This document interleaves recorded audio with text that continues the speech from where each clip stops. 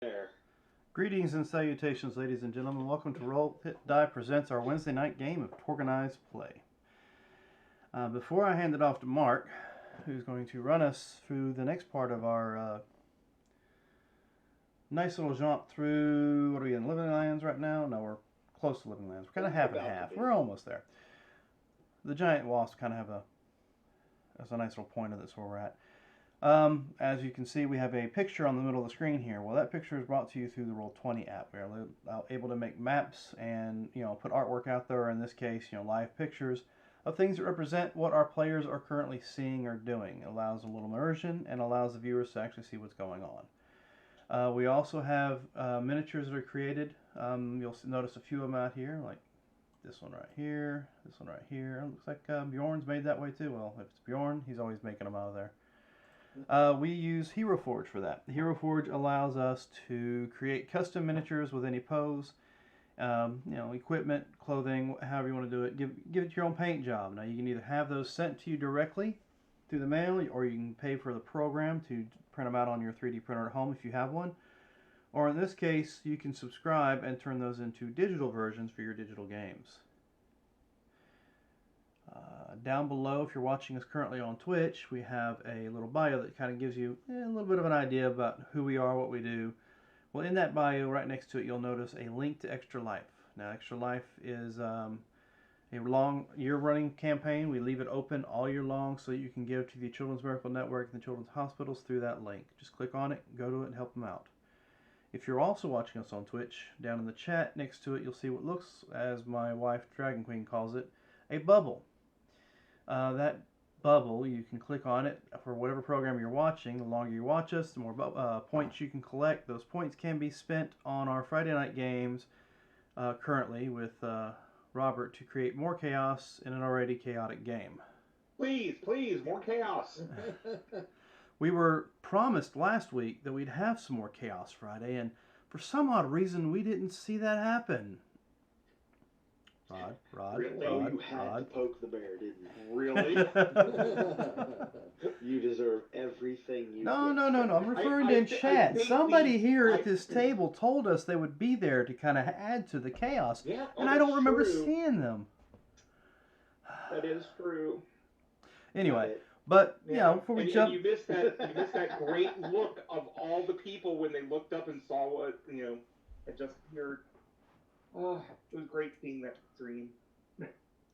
Well, before we jump down any further rabbit holes, I will go ahead and hand it off to Mark so we can jump into tonight's episode of TORGanized Play. All right. Well, as to recap, oops. Oh, I know what that is.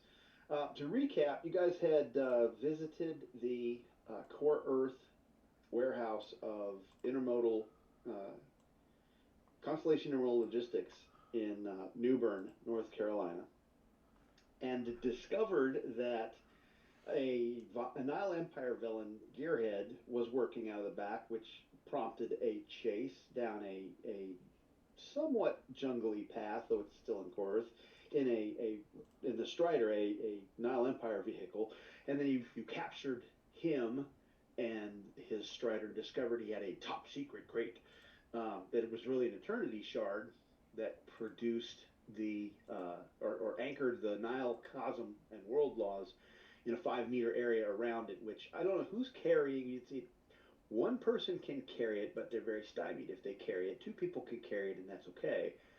How are we I think we loaded it in the back of the van. That's right, we loaded it in the back of the van, and then as we pulled up to the pole barn transfer point here, which was essentially a concrete slab covered by a roof, at the edge, the boundary edge of the Living Land and Core Earth, somebody went back in.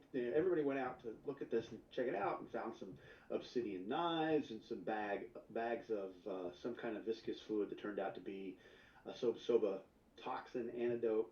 And hey, what's going on in the van? He went back in the van. Oh, Gearhead has escaped because he didn't actually die. You bound him and put him in there, and he ran off in the jungle. Sad, so sad. And then as you're getting ready to figure out what you're doing with your obsidian knives, which I think we did distribute those, if I remember correctly. The knives and the Boda bags with the stuff in them You guys should have written those down on your character sheets, if I recall. Yes. Yes, I have one of Yes, I those. did. Okay. And then these wasps kind of, oddly enough, these wasps kind of were flitting in and out of the boundary layer between core Earth and Living Land, like it wasn't even there, and they kind of saw you and they descended. And we're going to go ahead and flip a card because that's where we're at. And if Pavel will please pass me the next drama card, we'll get this thing rolling. I mean, excuse me. And once again, the turn order is exactly where it shouldn't be.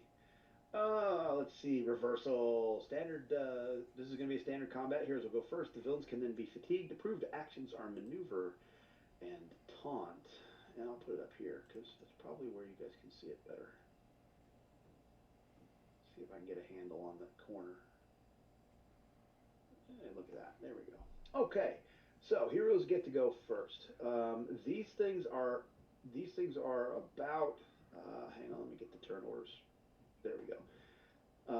These things are probably about 30-ish meters away, which, based on how they're flying, you guess that's within a move, a run. They're going to be on you when they get to go. So, yeah, what would you like to do? I have a question for you, Mark. Sure.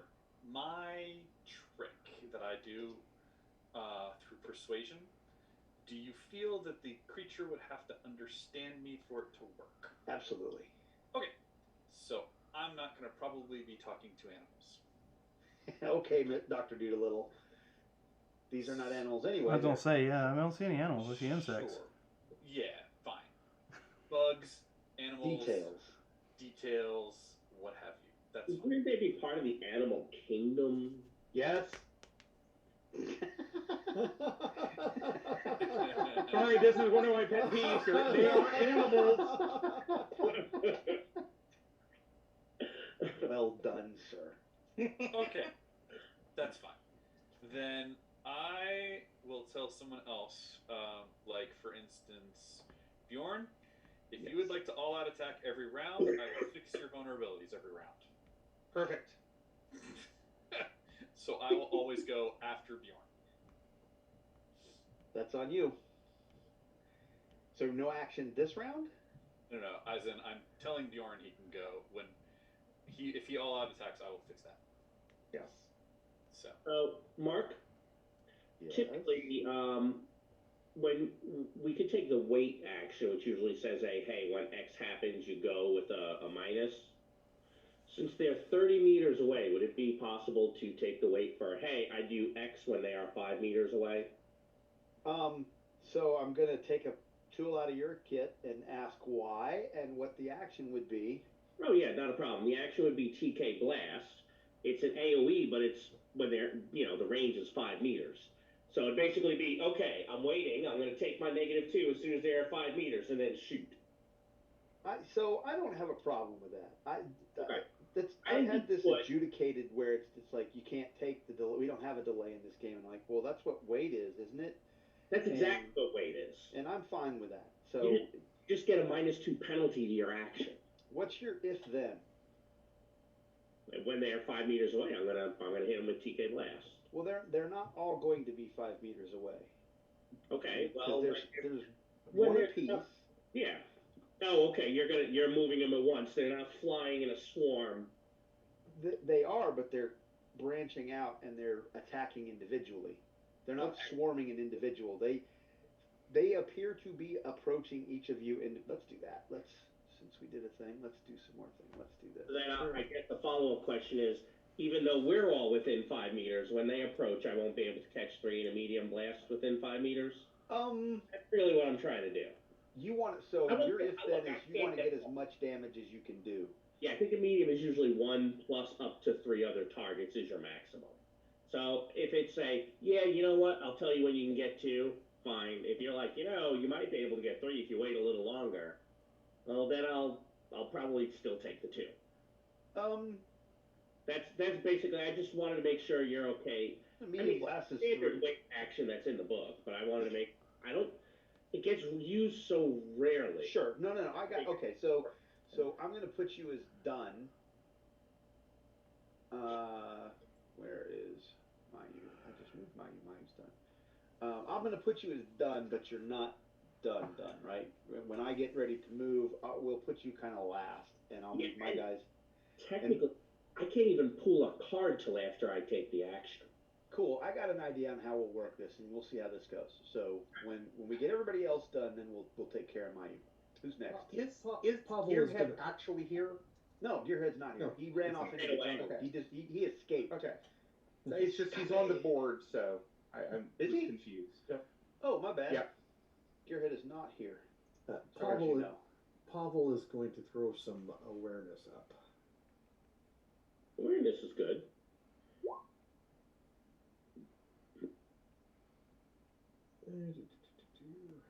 My standard target number.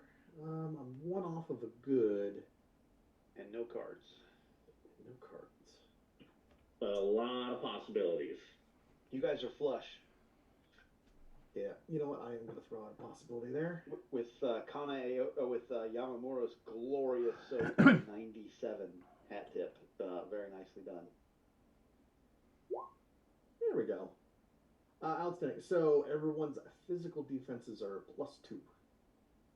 Pretty good. While I'm concentrating on this. All right. Pavel has put up his awareness. Who's next?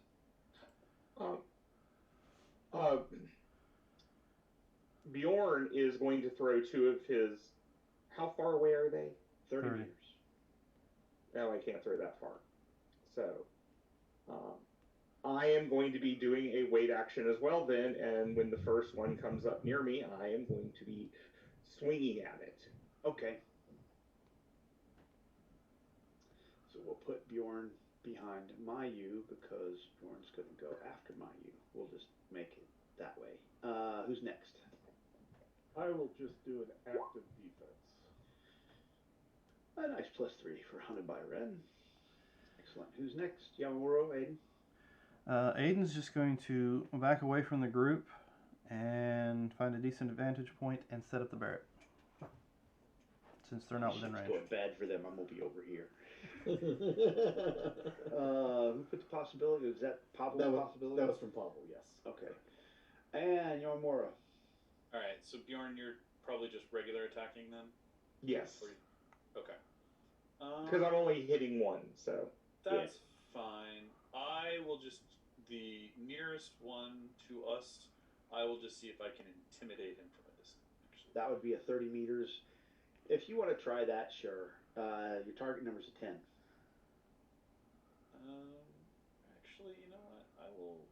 Can I maneuver instead? Sure.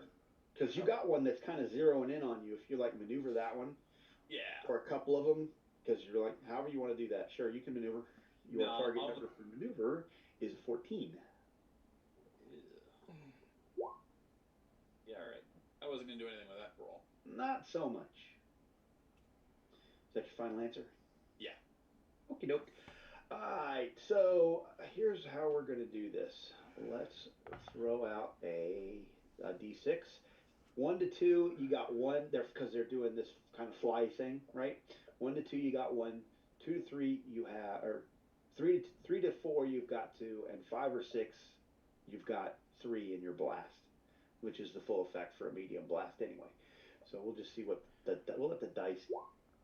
You got 2, so you can affect 2 there, Mayu. That is awful, but you know what? I got these things, and we have said that we have a lot. So there you go. This is on my dodge. Yeah. Your target number is a 16, sir. 16. Hold on, don't delete that yet. Let me do some math here. 16. I figured I should tell you before you throw. I appreciate that. If I get the most I can, or the minimum I'm looking at is a delta +8. Yeah, I'll hit them on it. I'll hit them at least with the possibility.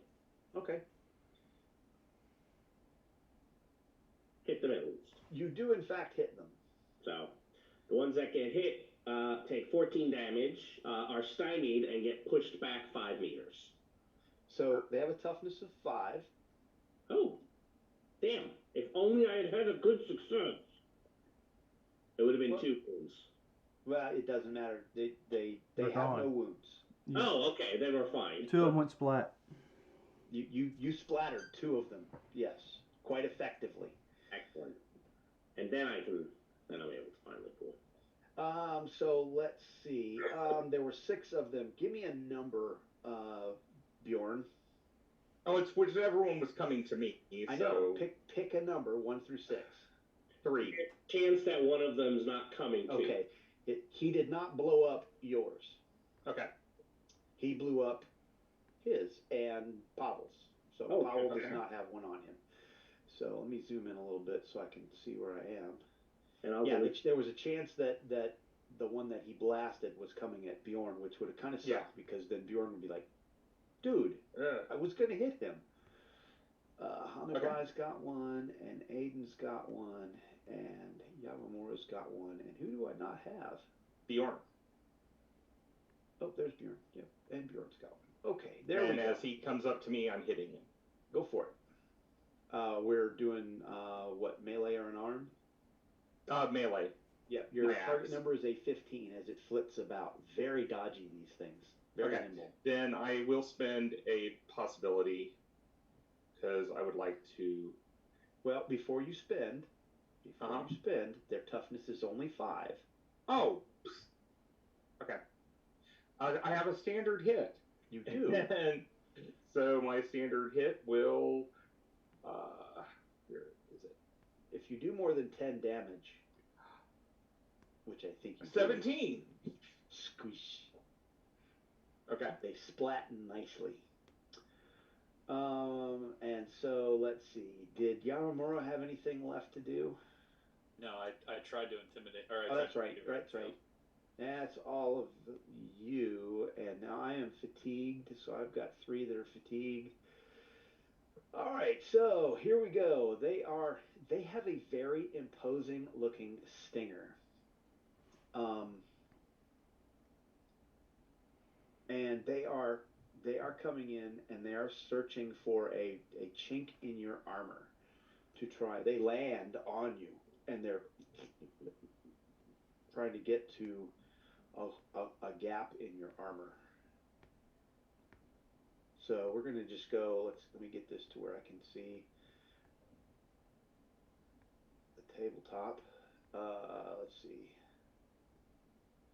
We'll go with Yamamura first, and then Aiden, and then Hanabai Red. So here's Yamamura's stinger. How's a 12 look on your dodge? A 12 is going to be a standard hit due to Mike's awareness or Pavel's awareness. Okay, so this bypasses all your armor because when they land, they can tell where the hard parts are. Does 10 overcome your toughness minus armor? No. Well, sorry. Yes, it does. Okay. But only by 3. You're going to want to soak that to avoid the venom. Yeah, that's probably a good point. Now, the game was going to call it poison, but clearly it's venom.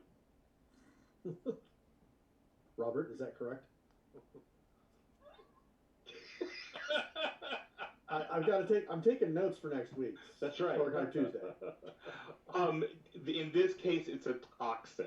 Oh, a toxin. Oh. So we're both wrong. Outstanding.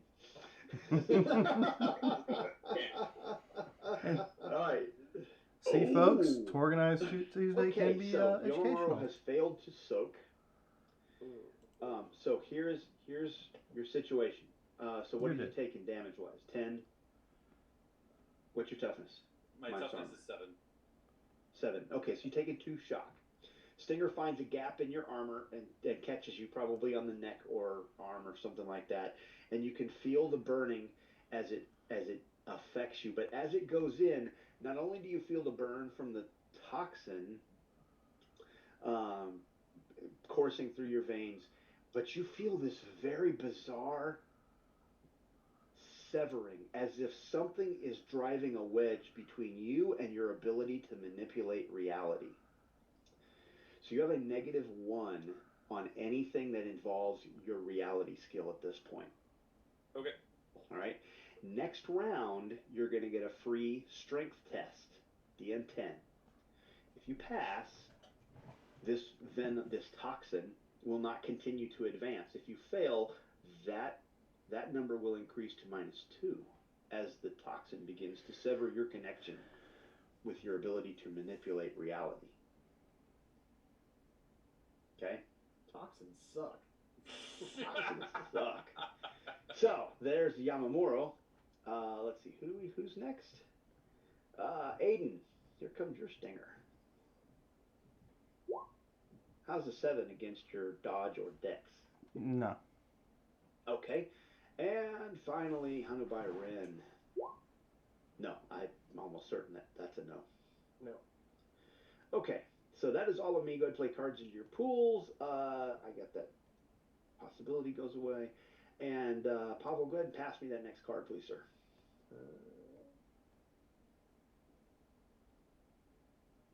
Your way. And into the fire. The villains will go first, and then the heroes can flurry. The approved actions are intimidate and taunt. Before my villains go first, would anyone like to take an active defense? Is that approved? It is not. No, thank you. All right, well, let's just repeat what we did. So go ahead, Yama. Actually, they're gonna I'm gonna flurry, so I will actively defend the first round. Okay. Yamamuro, why don't you give me your free strength check?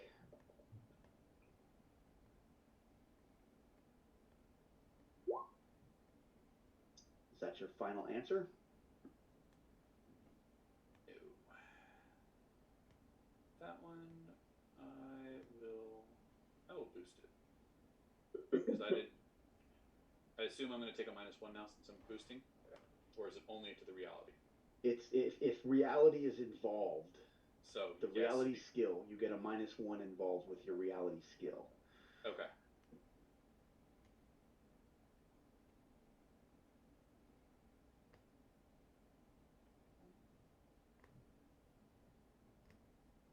Did it not go? You're still sitting on a 3. Yep.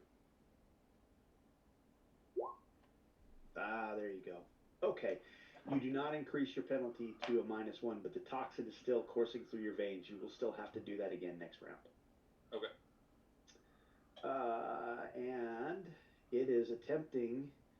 Okay, so now your wasp pops up off of you for a second and hovers right there in front of you. And as it does, you all see it's almost like the border to the living land and the core earth is right there behind you. It's kind of like over your head. You can see the little sparks and crackles every now and then, the shimmers. It's almost like a whirl from that boundary kind of is attracted to Yamamuro and the wasp, and it looks like the wasp has invoked a storm, because it has. Interesting. So right. Go ahead and give me a reality test. You're setting my DN. You're on a -1.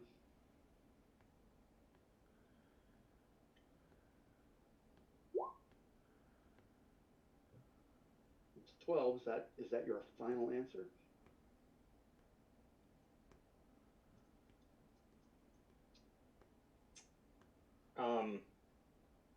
Jim, I'm going to see if you would like to have this card. Sure. Okay. Won't hurt.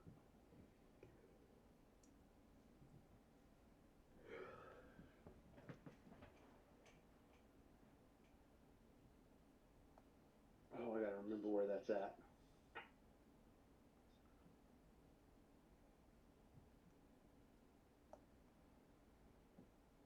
$12, your final answer? Yes, I'm gonna go with that's the final answer. Okay, so I will throw that out there. Oh, you feel the wasp. You're stuck in this. So I lose that. And where is that again? That's in what is that, 200 something or other? Cold storms? Damn, I can never remember where that is.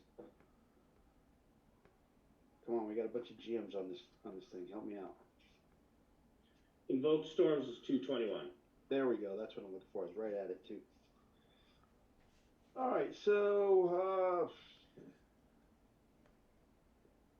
oh, I failed. So normally that would be a disconnect, but the wasp doesn't seem to have disconnected. So no, that's a surge. Never mind. Or yeah, no, it's disconnection. All right, so you've got this storm going around you with the wasp, and it's tugging at the possibilities that your storm knight contains. Let's see, Aiden. So you're probing at how's the 16 look? Ooh, that's going to be against dodge or unarmed. Dodge. And then it's standard. Okay, so this is against your toughness, no armor. How's a 10? 2 points difference of an 8 with no armor. Okay, so I exceeded your toughness? Mm-hmm. Okay, so you too feel the toxin coursing through your veins. You have a -1 on reality. I'm going to try to soak it. Okay. Feel free to soak that.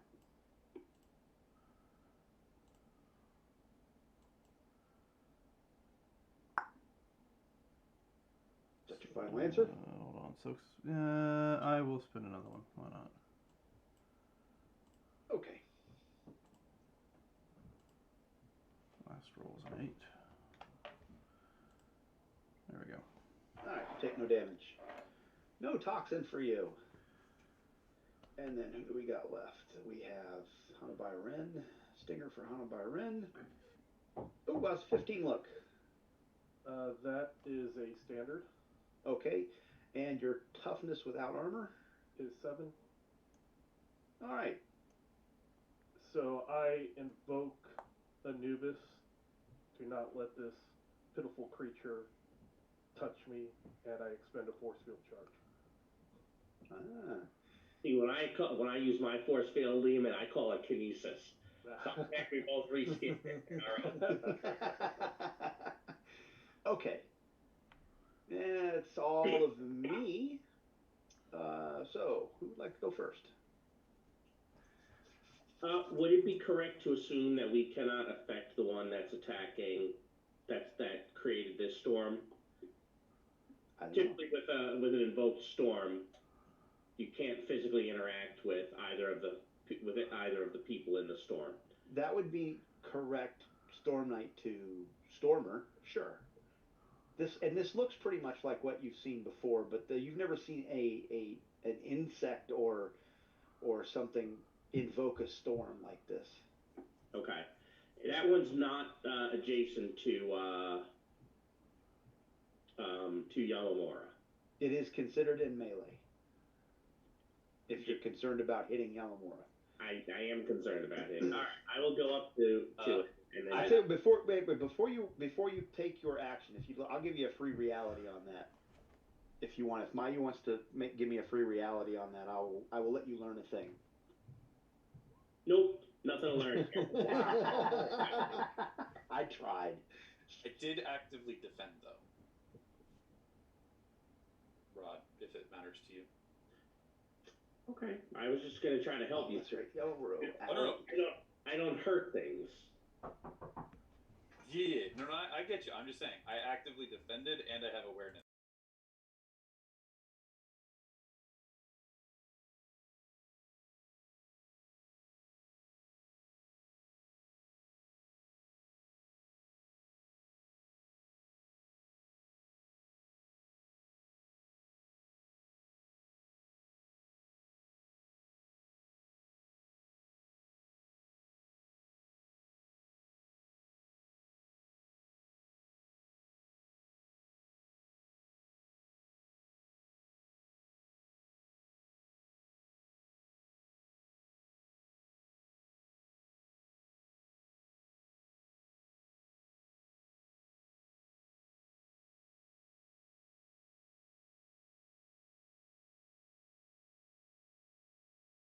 And 16 damage on a success.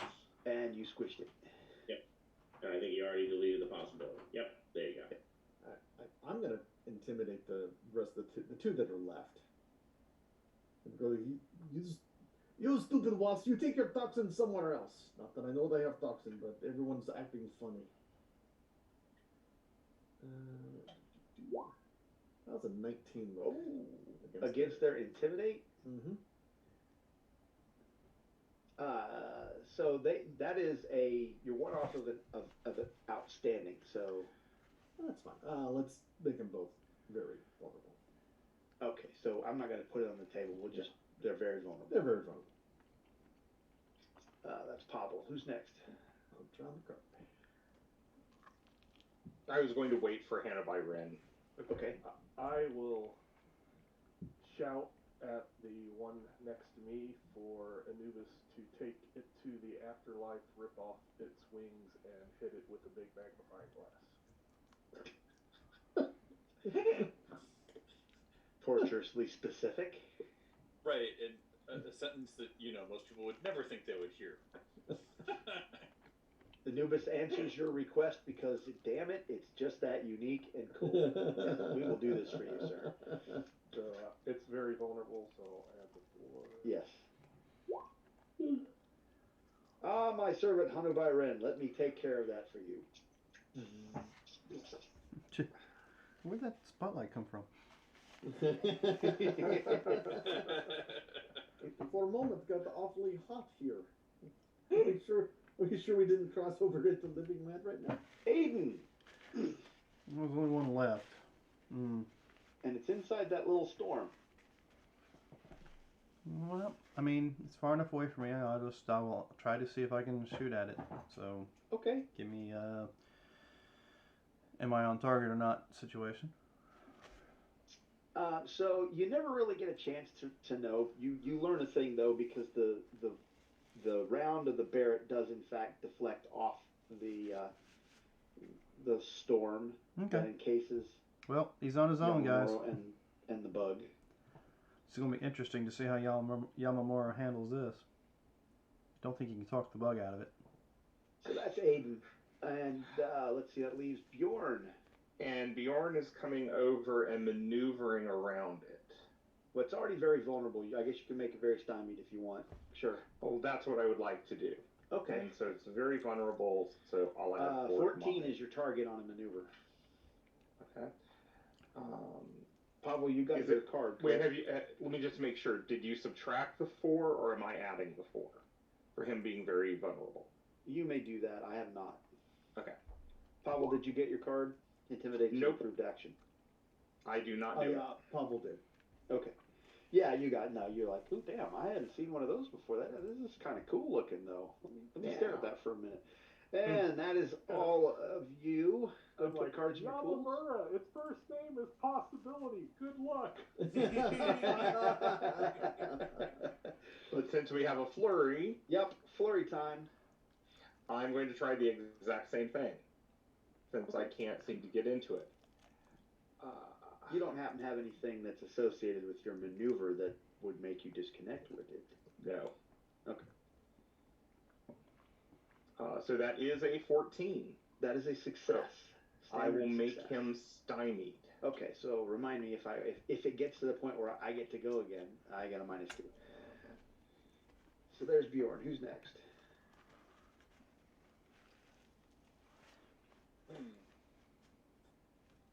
So they can't walk up to it. They can't affect it in any way. They can't physically affect it. Right. You can talk back and forth. Card play not allowed. But you can taunt it. Yes. I'll run around trying to taunt it. It's at -2. We've only got one more level of conditioning we can put on it. But sure, go ahead and taunt it. I'm done. Wow. Hey, no contradiction in that. Get that shit out of the way now, right? Yep. All right, that's Mayu. Who's next?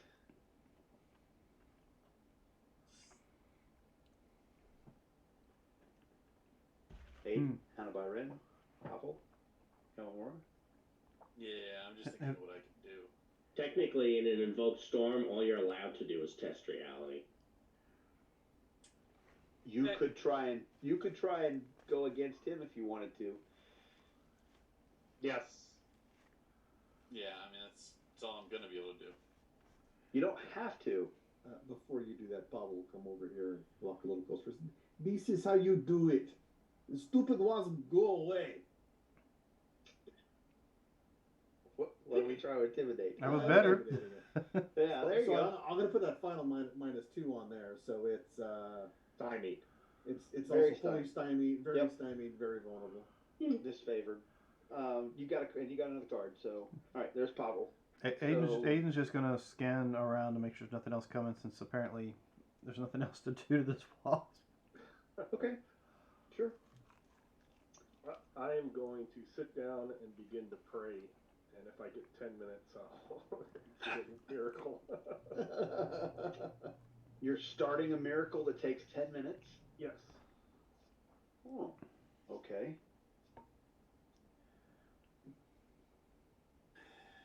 He's powering up. It's a spirit bomb. Right. Okay, so I can either test reality against it, or I can try to do something else. But I have no physical damage that I can do to it. Well, no. You can either test reality against it or not. You're in a rogue storm. Yeah, okay. Well, that's the point. The only way for me to get out of this is if I'm going to attempt to beat it in reality. So I'm going to have to try that. Okay, so I will set your DN. Okay. Ooh. Of course. Wow. Good luck. You got this. You can do it. All right. So that's its final answer. No, that's absolutely its final answer. All right. Well, here we go. I mean, they don't have possibilities on top of this other shit, man. Hey, well, you know. You never know what I've built, but I did not Right. in this. And I did not, in fact, give it possibilities. So. All right. Well, I will spend this here possibility on it.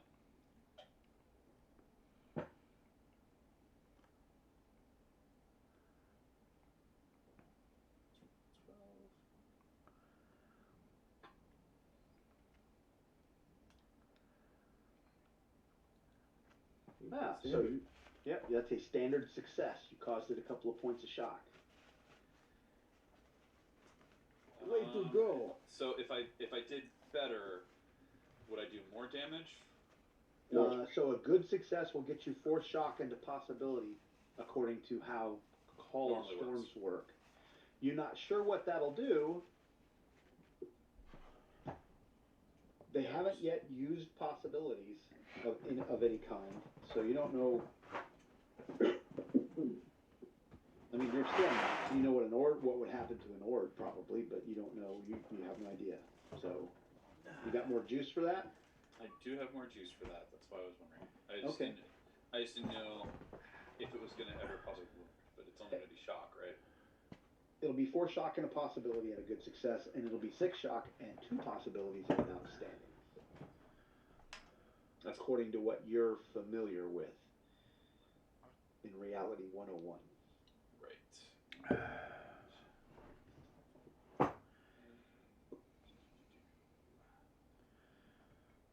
22 to 32 is only a 2-point difference.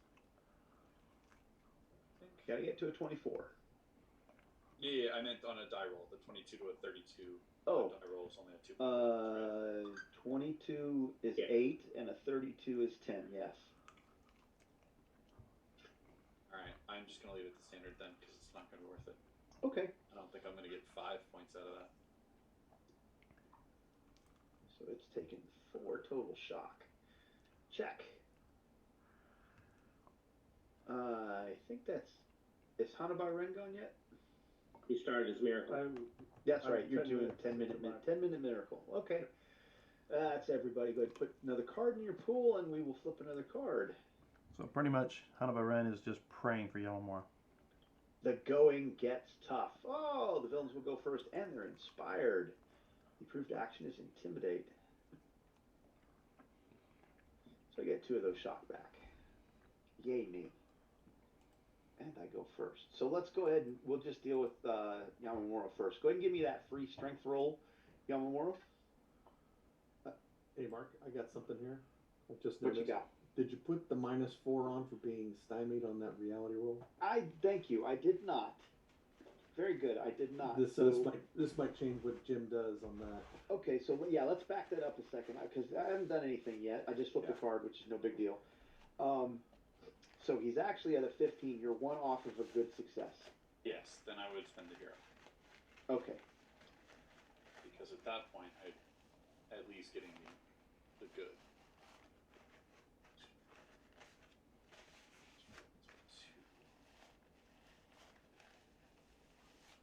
Okay. You are a good success. Is that your final answer? Yeah, I got nothing else beyond that. Okay. So in the storm, you successfully reach into the wasp and find a reality where the wasp is not there anymore and try to take the possibility away from it, and it doesn't really have any, and as you pull that possibility out, you see it kind of fold into itself, and as it does, it just kind of dissipates, and then the storm kind of swirls around you and then kind of vanishes as well as you steal the energy from it. And you can't really take it as a possibility because it's not really a possibility, but you've essentially you've unmade it from reality, and the storm goes away. I'm perfectly fine with that. Turned it into Okay. a one event. Yeah. So we still have another problem, though. Go ahead and give me your strength roll. He thought it was over with.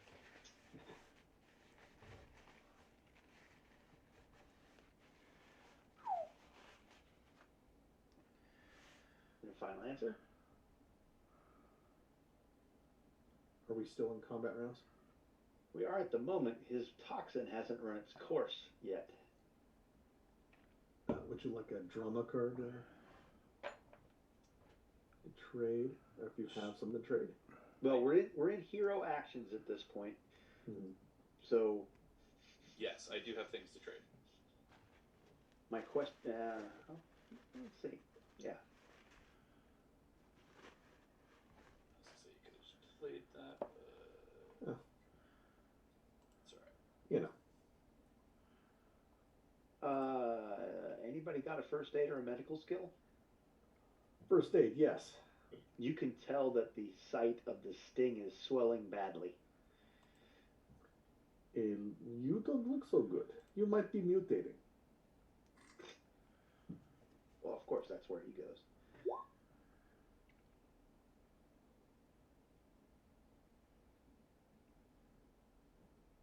Alright, there's the free strength roll. Okay, so you're still only at a -1 or -2? I don't know. -1. -1. Okay, so that's 3 rounds.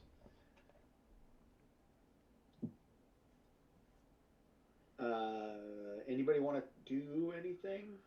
Yeah. Well, we can't help him, so I'm just going to keep maneuvering.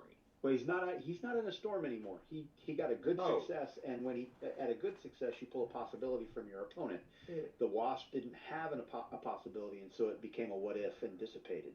And the storm's gone. He's there now, Okay. kind of breathing heavily, and you can see the side of the sting on his neck is swelling up real bad, and you can see red and blue veins coming away from it. Can we use one of those? I will grab Photo one bags? of those antitoxin soba whatever things.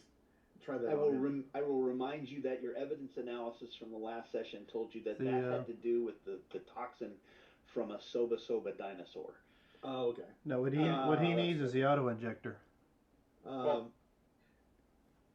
just gonna go ahead and stab you more with the auto injector that I have. Okay. So you use an auto ejector on him? Yep. Okay, mark it off, please. That counteracts the toxin completely. Oh. Hey, look, you are better now. You're no longer mutating. Yeah, it's a fancy But epi. there is still this wasp. No. It's gone. It's gone. It's gone. He just didn't delete it. Okay.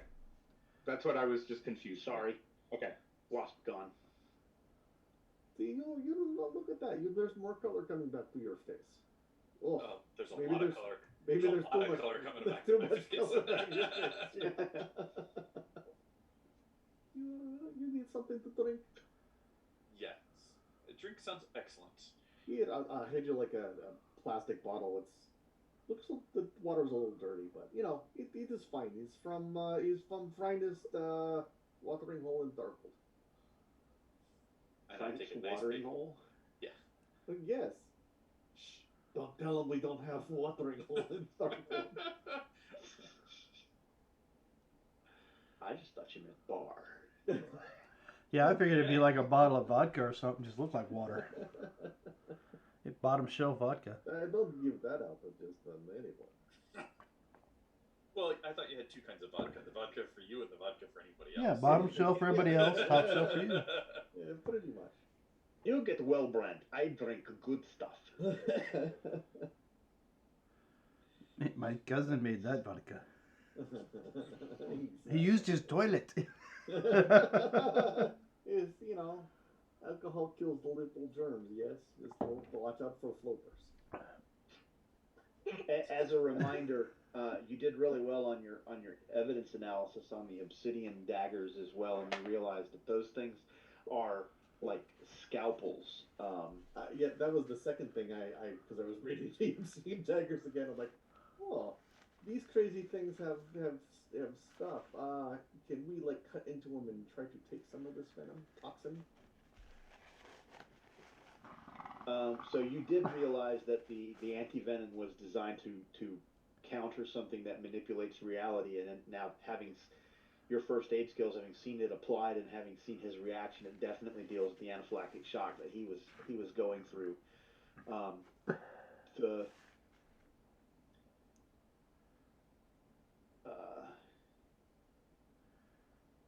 But you also realize that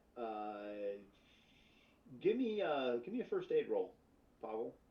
Sure.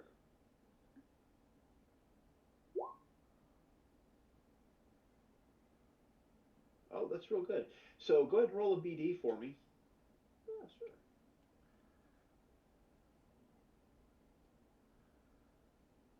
It's just how many wounds you're going to take for messing with this thing.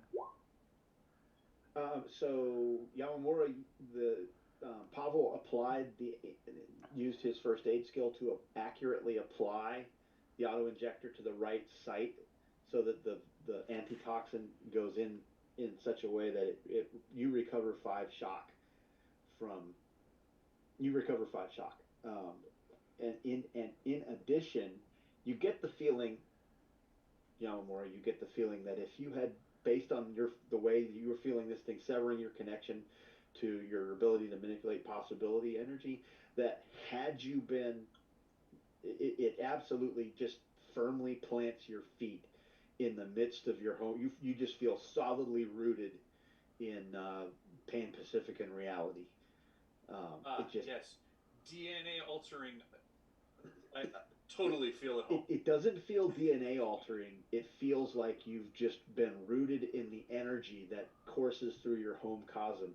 You can feel the foreign cosm world laws and reality around you, and it's very you've felt it, and you've been disconnected before, and you've had to reach back to get a hold of your home cosm and root yourself again, and this feels like this just kind of anchored you there almost in an immobile way, that you feel it from a sense of reality. You feel absolutely invincible in your Pan-Pacifican beliefs and whatnot.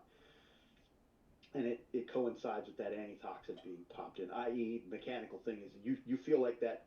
You're pretty sure that if someone were disconnected and that antitoxin were applied, that would instantly reconnect them. Cute. Let's see. You need to pass that around to your other characters. Yeah.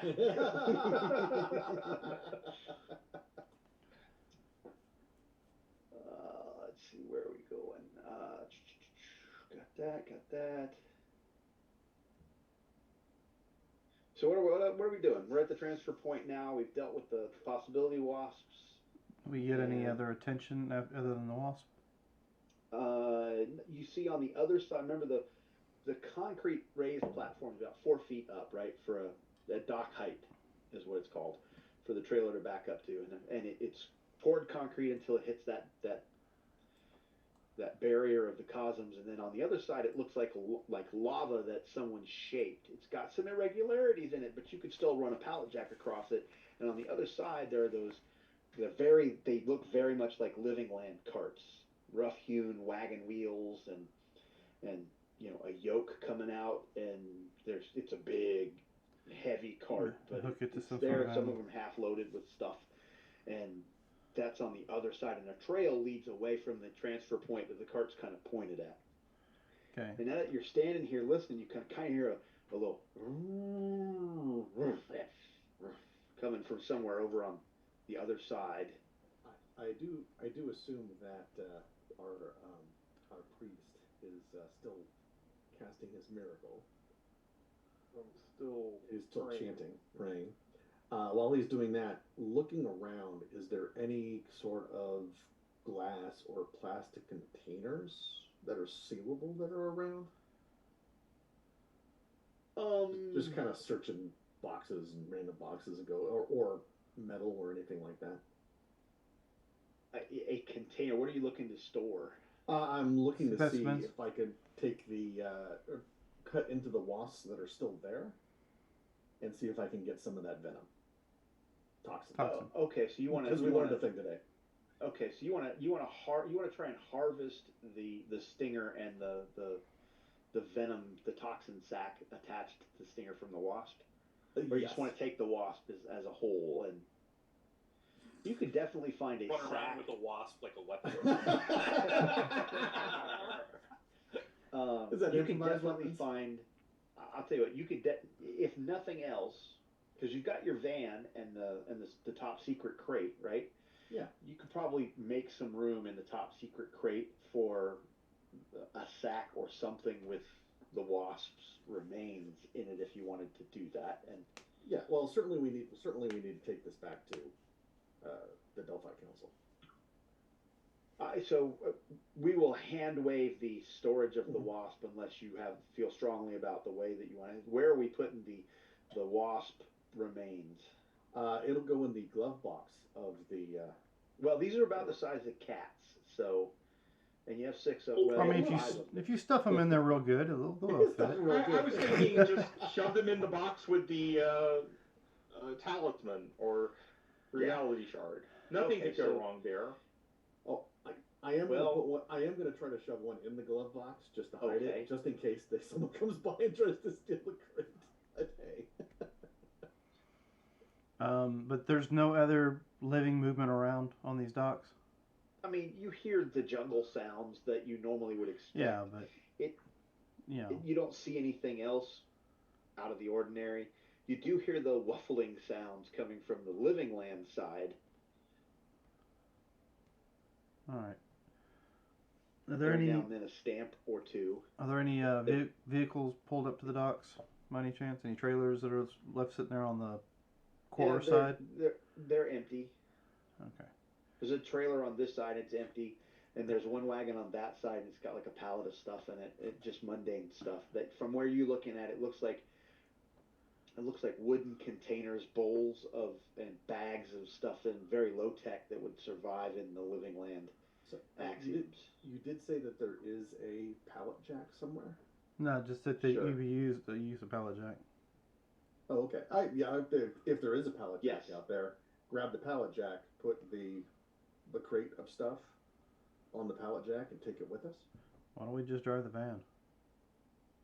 Can we drive the van through over there? Well, because Well, anywhere the- the crate goes, it's aisle cosm, so the van will still be in a good cosm. Oh no! To drive. Is there a road? Because I thought we were going into the warehouse. So There's is a on your road or a side, cart on the other Okay. side where the cart goes.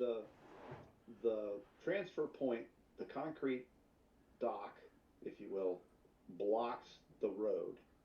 There is the road on the other side, like it continues, and on your side, it's a paved, core earth, asphalt, but more like a rural road, not well maintained, but it's a rural road that leads to this side of the dock. On the other side, you've seen transformed roads, modern roads in the living land before, and that's what's on the other side.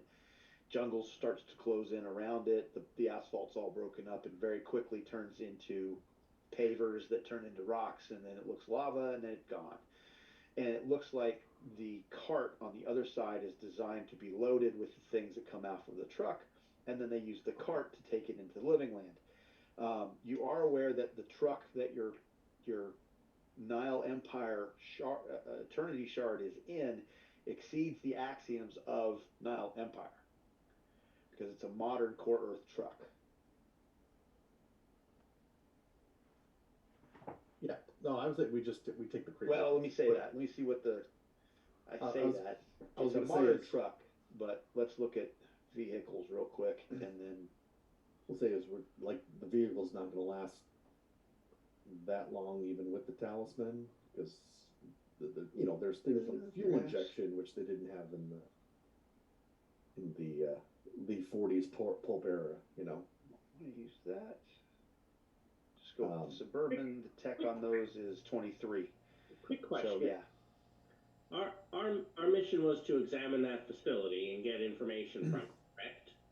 Try to figure out who's behind what's going on. They want to know if they're pretty sure that Constellation Intermodal Logistics is involved, but they don't know if they're a dupe, the principal, or just somehow an accessory. They don't know any of that. Do we think we'll find that answer in the living land or back at the complex that the guy fled from? Well, you pretty much ransacked the office when you did the evidence analysis in the file room, and you came up with, remember that handwritten note that talked about knowing watch times and patrol routes and things of that nature that was attached to the invoices and things of that nature that were printed on, it looked like an old school typewriter. Mm-hmm. That didn't exist in that warehouse that you saw. And then you saw the Nile Empire guy, and the chase was on, and he was running this away with the top secret crate. So if we do head into the living land, we might be able to find out who's behind it. Whatever was going on in that warehouse was headed this way. So yeah, we grab crate, then we put in cart, then we walk down in the living land. So who's going to pull the cart? I mean, it's sitting there without a mount, without a. Lord.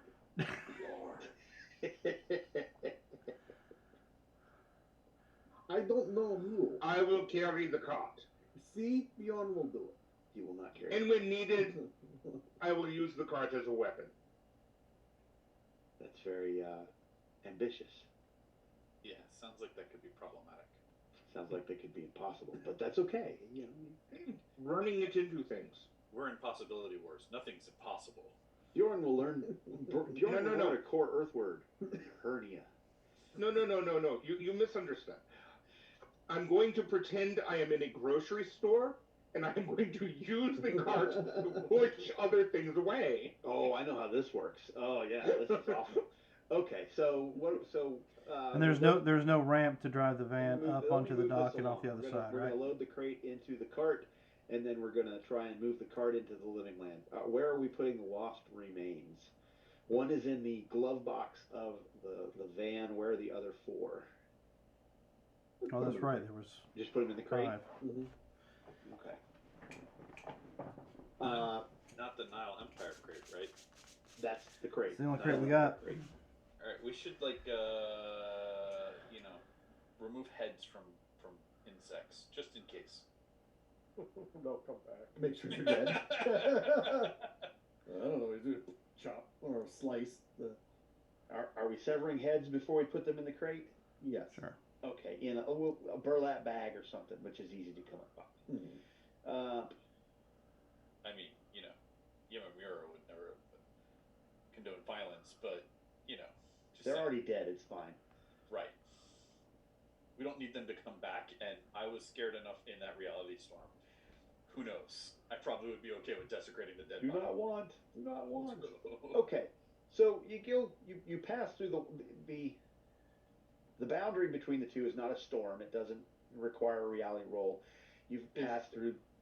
Go ahead. Has this been 10 minutes? Sure. I'm assuming you guys are going to wait until Hanabiren finishes casting, yes? I mean, Wait, so, wait till only, you know. 9 minutes and 50 seconds. And then say, "Let's go." Okay, so I'll spend a possibility. I do want this to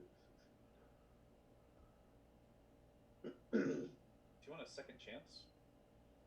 That possibility's fine. I got a lot of. Okay. I mean, you know, unlike Jim, we had to spend a bunch of them just to stay alive. Well, Hanabiren was smart enough not to get into Reality Storm with a possibility wasp, so. Do you have extra onks? Nope. I thought it gave me a different. Okay, but you've repowered your onk. Yeah. With the faith of Anubis. Do you actually have to repower yours? Because I thought you could keep yours repowered just by having the faith skill. Well, I'll let you figure that out, Yep. and we'll hand wave that back in, retcon it if we have to. So, you pass through the storm. You feel the tingle as you walk from one reality, and the world laws shift in subtle ways, appearances and sensibilities and opinions kind of have a tug, but you stay anchored in your home cosmos, as it were. You get on the other side, and you've got the wagon there. There is a pallet jack you can run stuff in and out. There's some food and some other stuff in the wagon. It's clearly not full. There's plenty of room for the top secret crate. In fact, you can even find a tarp if you want to find it's just a hide stitched together that you can put over the top of the crate and secure it if you'd like. You get on the other side and you hear this just stamping and whatnot coming from over on the other side of some bushes.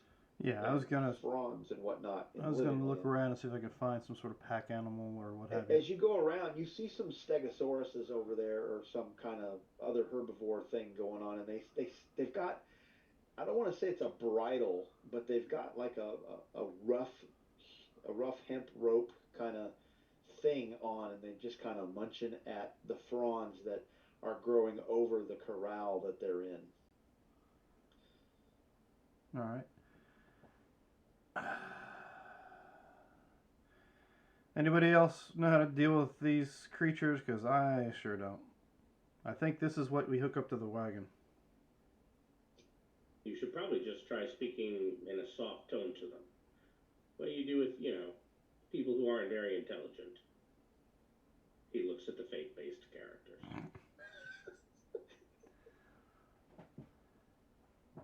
Be our packed animal, otherwise Anubis will take you.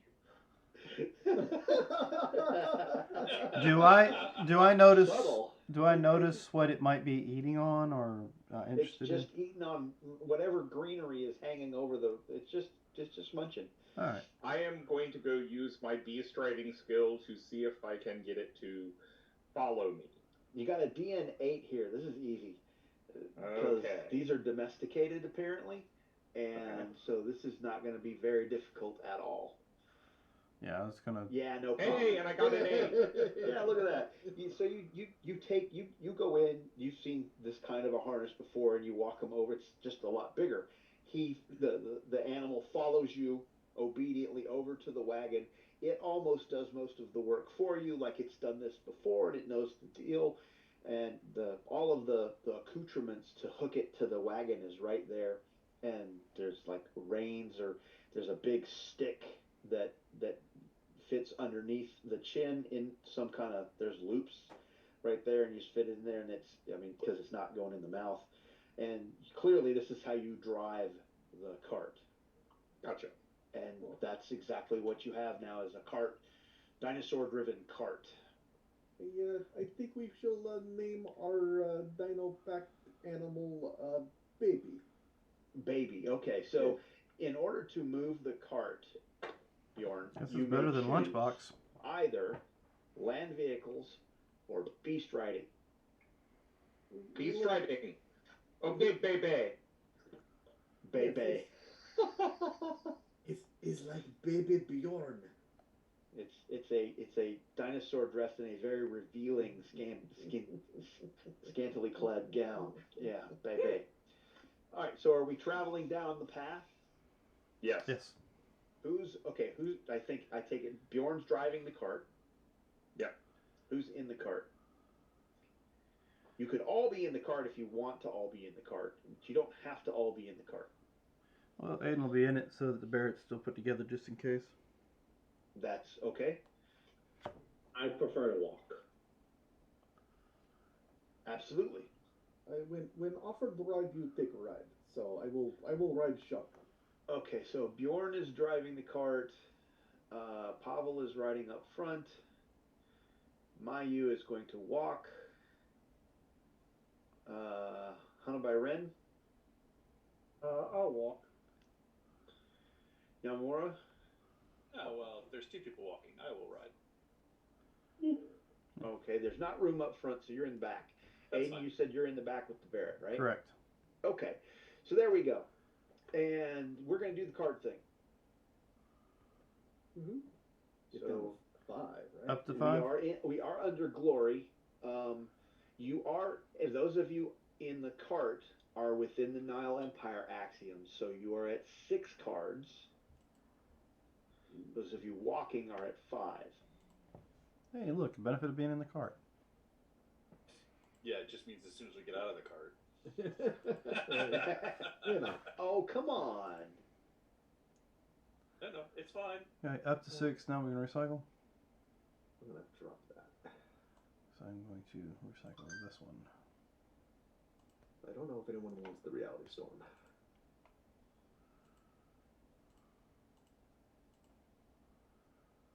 Now, have we left Core Earth reality now? Yes, you are in living land. We are now Okay. in a living land. Let's see. So I some of believe us are this going is to a have to get rid of mixed our zone. card. Well, wait a minute. The ones that are in the cart, are we not still under the Nile? Yes, you are. Nile But living land mixed. If we're, but is it a living lands Earth, Core Earth mix? Yes. In other words, do we have to get rid of our cards? No. Okay, that's all I needed to know. Right, because, well, we have core Earth cards is why. So Oh, that's right, I'm the not only going one to that- continue to dick around with the 1d2 on because I envisioned someone going, well, let me abuse this 5-meter boundary with Nile Empire here and bounce back and forth until I get all the good core Earth cards I want.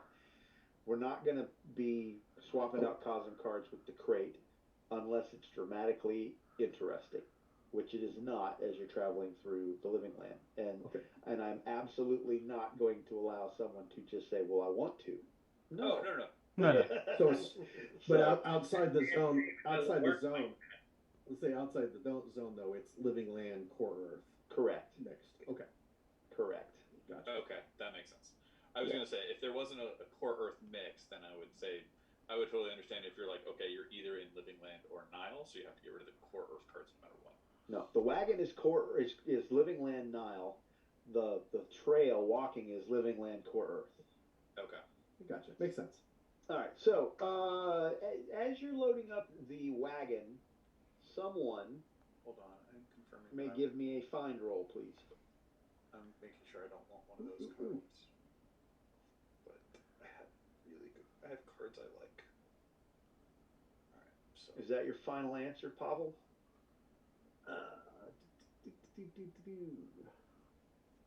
And yes, for me. You know what? This is actually I think this is worth it. So I'm gonna drop that possibility there. Well, let me add before you do. Sure. Before you do, the number you need is in 8.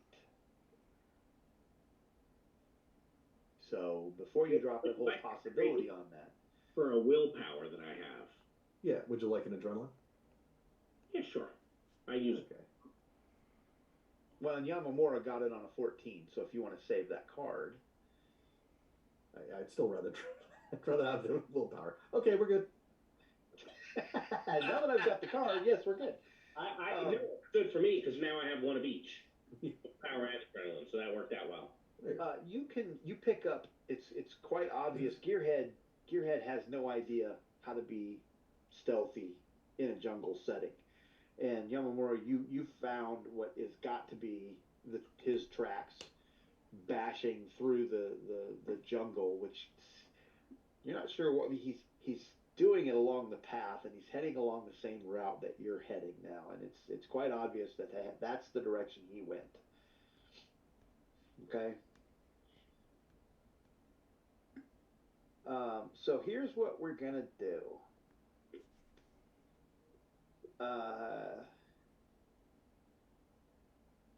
You're traveling through the jungle, and this is a path. But as you travel along it, and get further away from the transfer point and the influences of Core Earth, the definition of the path becomes less and less precise, to the point where we're going to need a survival roll, and we're only going to do one. Your DN is 10. This really is to determine how hard you have to look to pay attention to the path, and how accurate your. I think we're on the path. Are you really? Are you straying from the path, or are you on the path because you're going through the living lands? So you may choose to do multiple survival rolls, or you can do one person doing a combined action as a negative modifier on that one person's survival roll, because you got a lot of people here. It's a big card, and it's just what it is. I think Pavel has the biggest mind here at 11. I have survival at 8. So Yeah, I am not trained in survival now. I got nothing for you. I'm driving. I got an attempt at a help. I can try. Yeah, I can help. So, I will take 2 helpers and see what happens. yeah, I'm 8 untrained. So. Whoa. Or Okay. we let Aiden do it. No, that was a help. That was a I help. know I'm it- sorry. I know it was a- I mean, We got 3 five help. with the 5 Got 3 unskilled. I help. wasn't about to make that just me. All right, so Pavel's got a +2 on his survival roll. Your DN is 10. Survival +2.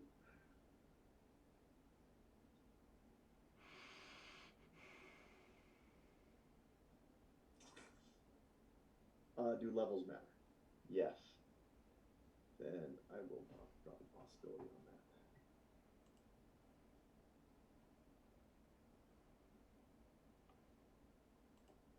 Let's go for the 6. There we go. Oh, look at you go. Pavel's good at this here jungle thing. It's almost like in Spetsnaz training, he went through jungle warfare. You follow dirt, not green stuff. You follow dirt.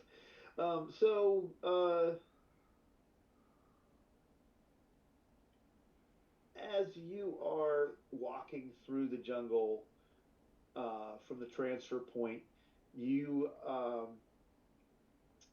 spend about, I don't know, a couple hours, and it's North Carolina is not supposed to be this hot, but it is. And the wait a minute vines keep grabbing you and pulling you back, like, hey, wait a minute, come here. And then they have thorns, and there's, your exposed clothing start to, it's almost like it's brittle. And you're getting these tears that you don't know that they should be there. And you've been going for a while, and Pavel, you've heard the fact that they had those Boda bags full of a soba toxin, and it kind of put you on a little alert. And when you got to the spots that had a little higher edge on one side versus the other, you started to pay attention a little more.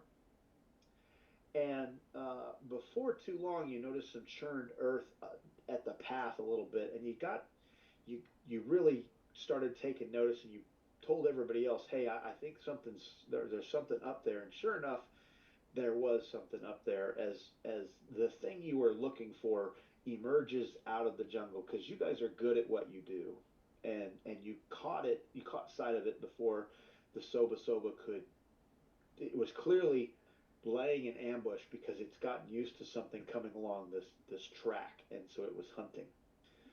Um, and it has come out at you, and it's coming towards you, and the pack animal is absolutely losing its mind. So the cart is getting ready to tear off into the jungle at a breakneck pace as fast as this little dinosaur can go, unless Bjorn can get it under control, which is going to be very hard. Okay? Okay. Excuse me, it's going to be hard, not very hard. 14 on your beast riding. Does that happen during combat, or? It does. We're getting ready to go to rounds. Oh, sorry. I'll keep that roll. I'm glad I walked. Yeah. I will keep that roll, but if Bjorn can't get control of the cart, and the cart goes on the hero's turn, if the Bjorn can't get control of the cart, which he will do, Bjorn, you're stuck with going first. You have to get control of the cart, because if you don't, the people that are on the cart will be in the jungle and not able to fight the Soba unless they dive off the cart, which has its own problems. So let's go ahead and flip a card. Oh wait, my daughter just texted me, and she's probably asking me to make her eggs and toast. Nope. Running Torg tonight. Sorry. As she comes home from work, she will have to deal with that on her own. So let's go ahead and flip the card and see how we do. This is going to be standard, I believe. No. Did I miss the dramatic, or did we already do the dramatic? We have not done the dramatic yet. we have not done. Welcome to playtesting. I haven't flipped a card yet. We're just gonna make no, alright. I'll flip the card. Alright, so this will be standard. Come back! The heroes will go first, and they're inspired. The approved action is any. And it's appropriate. It has a dinosaur on it. Oops. Okay, since I have to go first, there was my roll, but I'm going to use a second chance to see if I can get a. Oh, that's right. We don't have cards in our pool yet. Dang it. One of those days. Okay. Let me. Then I will be giving you a possibility. Okay. And. Roll high. What? We could get a 16. So you have a standard success. That's the animal has moved the cart off the path and into the jungle a little bit, but it has not gone so far as to remove those in the cart from being able to interact with the combat. Okay. Hey, Mark. Yeah. Before you go too much further, if he were to have a good on said action, would we still be in the middle of the path and not have to deal with the jungle? Sure. Okay. I'll become very vulnerable.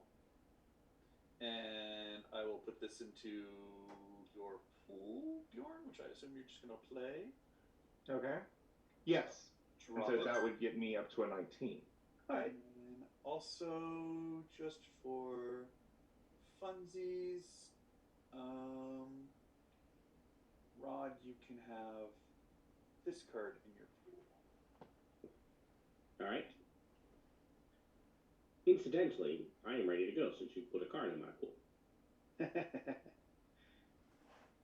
Alright. The Soba is within a move and is charging to the attack. It has not gone yet. And no one is in melee combat with it. Actually, I'm going to save that, Jim. That's too good a card to use for one Soba. No, that's fine. It was more of a, if we really need it. Yeah. Is this... I will, though, go ahead and energize. Ugh. Now, how far away do you think Soba was? It is 30 meters. Okay. And who is it charging toward? the whole group, or yes, you can't really tell if it's charging at any one thing. The dino, I mean, it looks like it's charging the dinosaur because that's the front of your party. Mhm. Nobody said they were walking in front of the cart or whatever, so they're side by side, and the dinosaur is kind of right there. The dinosaur panicked, but you calmed it down real good, and it's kind of, I don't know about this, boss. You better take care of this thing. He eats people like me. But the dinosaur is not taken off yet. So You got all that from a grunt? well, okay, No. grunt. Yes. So who would like to go? Bjorn has gone. He's calmed his animal. Who would like to go next? Ryu has gone and failed and has taken 2 shock. Nice. No, I mean, Barrett's out, so I'll just swing it in that direction and pull the trigger. Set it up on top of the top secret crate. Crank one off in between Bjorn and Pavel. Yep, Sure. pretty much. That's fantastic. You guys can't hear a thing. Can't hear anything. Sorry, what? Blam! Everybody look. You look back at Aiden and wonder. He's like, "What? I hit it, didn't I?" You did, in fact. That is a standard success. You are 3 off of a good.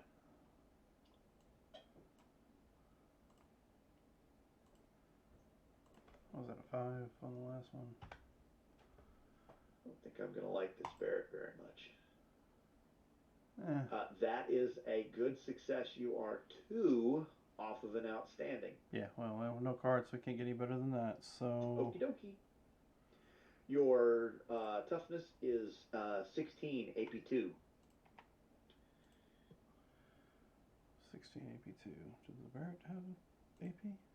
AP4. Yeah. So, and you said it was what again? So if you've got more than 2, if you've got AP4, then it counts as a 14. 14. Okay. Well, shit. Help if I actually had it highlighted so I could type it. I know it's armor. I just say AP. Yep. I tell you what the armor of the. There we go. Ooh, that's a lot. The Soba howls as it takes your 2 wounds and 4 shock. And then I'll look at both. Was it Bjorn and who else is in the front seat? Pavel? Pavel. Mm-hmm. They're like, what? Did you want it to keep coming? Pavel, Hanabai Ren, Yamamura. Huh? What? Let's see. Pavel's gonna do some foreshadowing.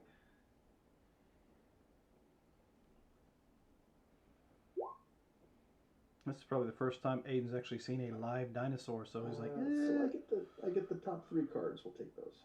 Go for it. Hanabai, Yamamura. Yes. And Mark, you're gonna have to open it up so I can grab them. Oh, I need to deal them to you?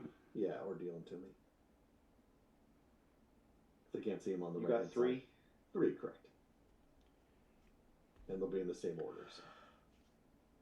Thank you.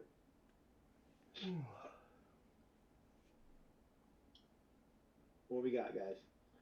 Yes. So I will turn to the party and say, I am very good with communicating with animals, and then I will get within 10 meters and scream at it, die.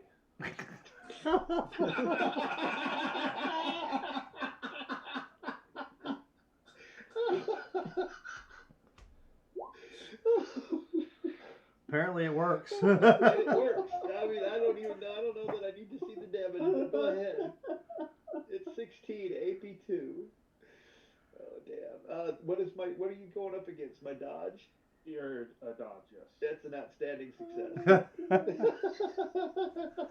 I'm very good with animals. Die. And its toughness was a 14? 16. A 16? It's 16 AP2. If you have any AP, yeah. it's. Okay, yeah, no. Oh, I rolled bad. Would you do whisper it? Yeah. You're the Soba whisperer. Hang on, guys. It worked out much better in my head.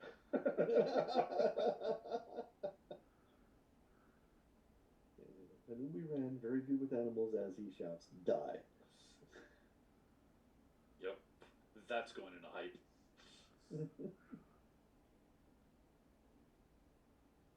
Things we did last week. Alright, so let's see. You did 2 shock. It looks like. Yeah. That's I guess your final answer because we don't have cards yet. Yep. Oh, that was almost freaking outstanding, Liam, and that was great. Yamamura. You know, I don't have a lot that I can do, so I will. All right. These animals, are they less freaked out now, such that they're kind of calm? Do we think somebody's going to have to require keeping them calm every round with this beast still around? So let me accurately describe to you from the point of view of the Oh, I get it. beast of burden, what it's seeing, and then you can decide on your own. It's gonna eat me! Soba has erupted out of the jungle and is charging at you and suddenly became wounded, howled in rage, and continued charging as someone else walked in front of you and said, "Die!" So you be the judge of that. Yeah, I was just... Alright.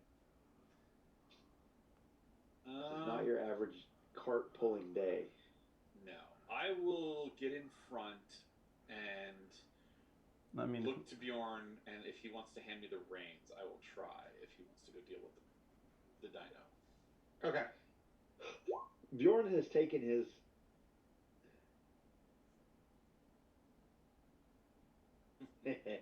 Bjorn has taken his action, but you can absolutely take the reins from him.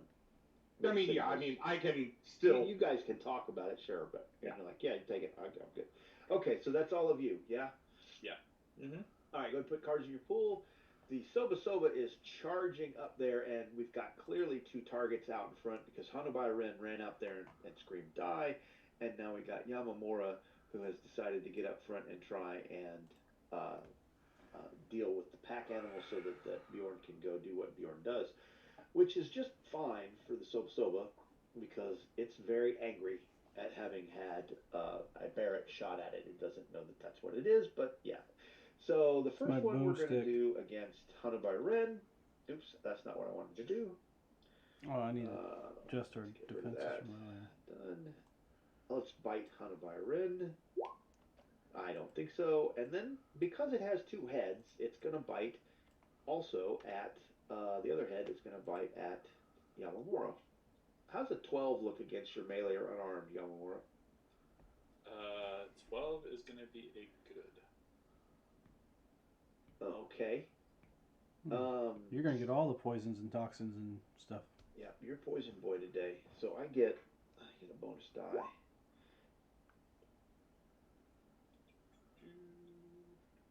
Would you like just like an opponent fails there, Jim? Let me see how many wounds that is. Jim, when someone asks you if you like an opponent fails, you say yeah. You go ahead and put it down. There we go. It's probably a good call. Yeah. You get it done there, Mike. Woo-hoo. One of our favorite cards. Okay. So pull cards.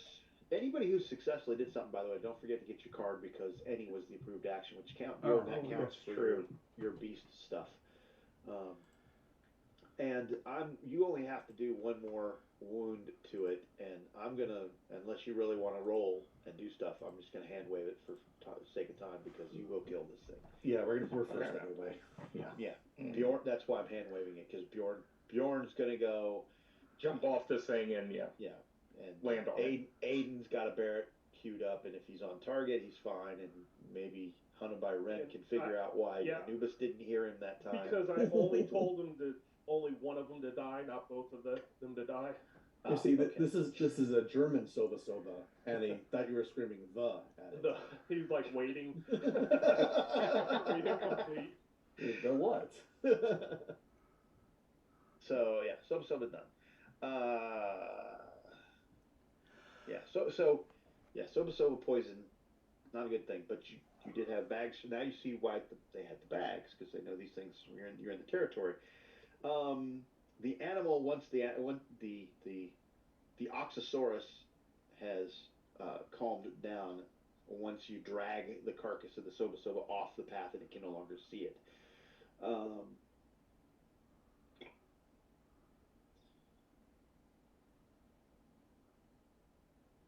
Let's get back to this. There we go. So you are back to traveling along the path. How did I write that? Did I write it as one or multiples?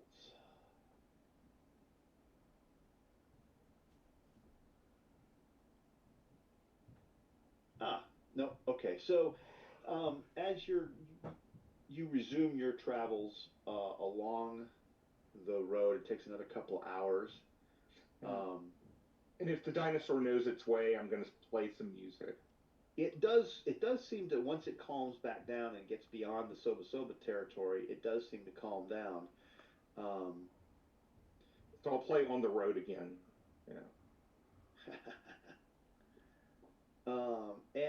And as you are moving forward, so I'm assuming everyone resumes the positions they had before in the cart, with relation to the cart. Yes. Yes. Yep.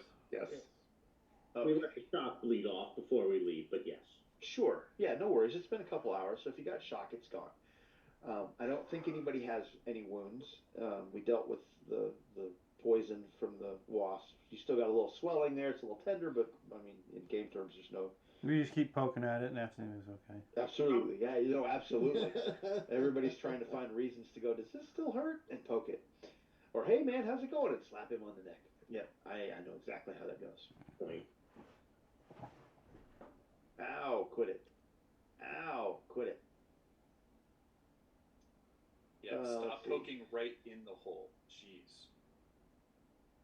Oh, I'm supposed to show you this because you're tracking. It's labeled as tracking the Strider, but you guys, he didn't successfully get away from you in his trademark vehicle. You stopped him, so you're tracking Gearhead on foot. I'll be right back.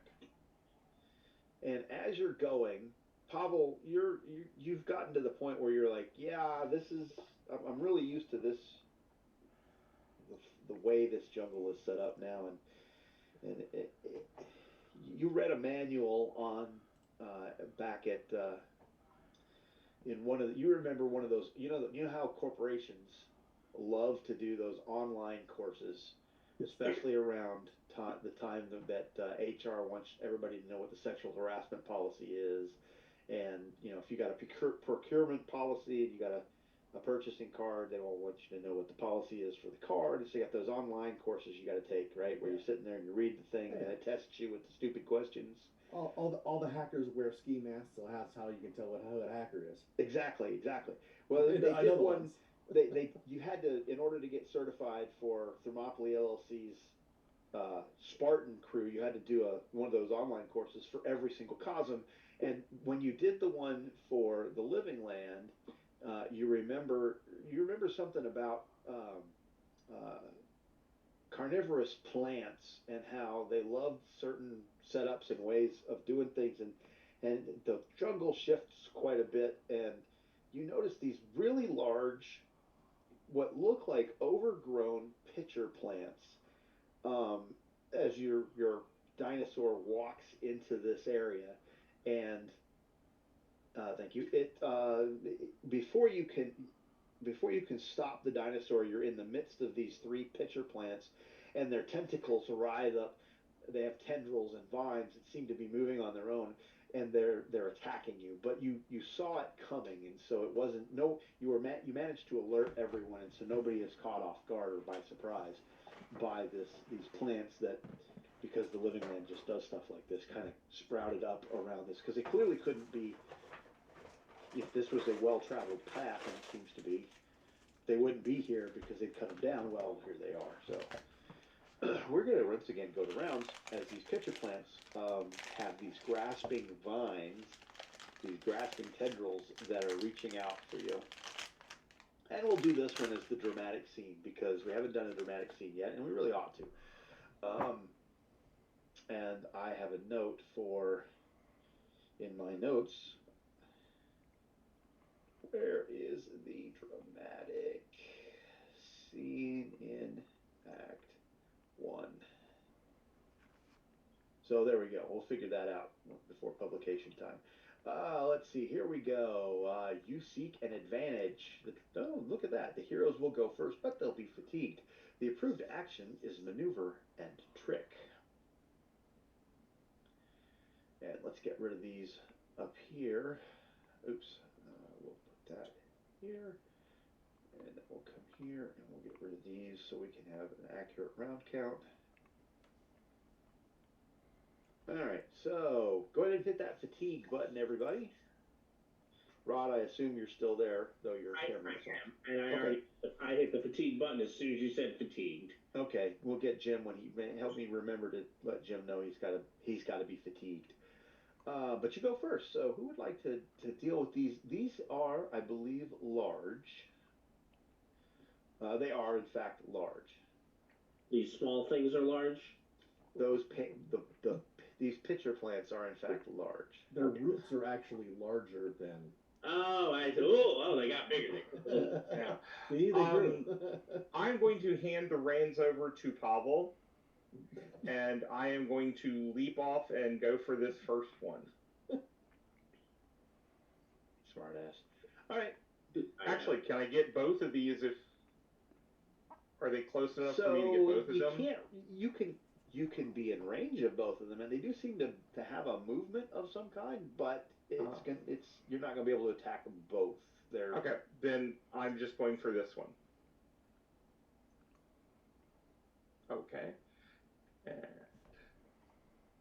let me go ahead and open that. Oh, and this is all out attack. So let's see, 12 is your target number. Okay. I am all out attacking, and they're large. Correct. So that is a 22, which would be outstanding. Yes. Okay. Then I will keep that. Their toughness is a 12, no armor, so your number that you want is a 22 on your damage. No, just got a 20. Oh, wait, hold on. I do have trademark weapon, so instead of a 1, that will be a 4, so that will be a 23. Which one were you attacking? One in the middle. One in the middle. Okay, so that is enough. So what were you? Your guitar ad? You jump off and you're just like, and you split it down. You bury the blade all the way. It's a very, very soft plant, and there's not a lot of fiber in the plant as you go down because it's a pitcher plant, right? And it's open, and there's a cavity. As you split it in half, you notice that there's a cavity on the inside, and there's a ton of this digestive fluid that kind of spills out and gets all over your shoes, and you see a little smoke come off as it touches your shoes, and you're like, ooh, if I stand in this very long, this might eat away my shoes. Yeah. And you can tell that from inside. You also see like a mostly decomposed skeleton of something, an animal of some kind, a larger animal that seemed to be in that cavity. That's Bjorn. Who's next? Pavel's going to do his foreshadow. Pavel with foreshadow. Unless the dinosaur is freaking out at this point, and I have to do something there. So the dinosaur is freaking out. Thank you for reminding me. Yes. As the tendrils came up, yes, you do have to do, and we should have done that before Bjorn could leap. So I will take care of that for him. Okay, go ahead and take care of that. Because apparently I have the rings. Yes, you do. So you do. They were thrown at you. You don't have to pick them up. Let's see what happens. What's my target number? Ooh, look at me. That's enough. Ooh. Congratulations. Look at that. Animal handling. Pavel. Pavel is a jack of shit. Pretty much Whack him on the snoot. You stop. Stop. Pretty much it is right there. Alright, so Pavel has gone and successfully calmed the animal, but the animal is heading off into the jungle away from the tendrils because you just got a standard success. Unless you would like to somehow, we don't have Jim to leadership you a card right now, so Yamamura is occupied as far as this is concerned. So I figure he's hanging over the back, going to the bathroom or something. So yeah, so I would need. He has discovered lint in his navel. I don't think. Still trying to wring his ears out from the blast from earlier.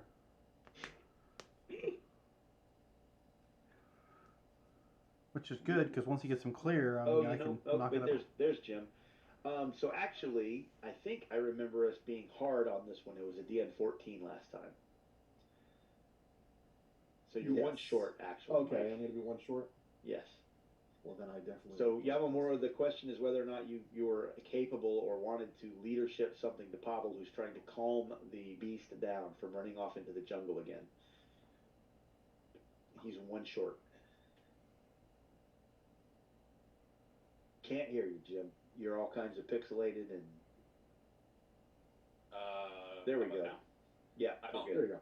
I don't have anything to leadership to him. Okay, so Pavel, you're on your own. There you go. Pavel's gonna throw some candy at it. All right. No modifier. Last roll was 20. Haha. Okay, so it's moving. So there we go. It's moving off into the jungle, but it's not far enough to take people out of this combat. You will be, by the way, in range of one of the. Let's do it this way. Bjorn is there. Pavel is now over here. There we go. I do not know how to drive this thing. No, you've kept it from running away. Mm-hmm. So, no, the cart's facing into the jungle. That's where Aiden is, in the back of the cart. Okay. That was Pavel. Who's next? I'll energize and then probably be done. And I'll shoot, I guess, the closest one to us that we're getting. Okay. Shoot this one right here. Your 10 is your target number. Okay. How about 21 then? Outstanding. 12 toughness. 22 is your target number. No armor, of course. Correct. There you go. That would be enough.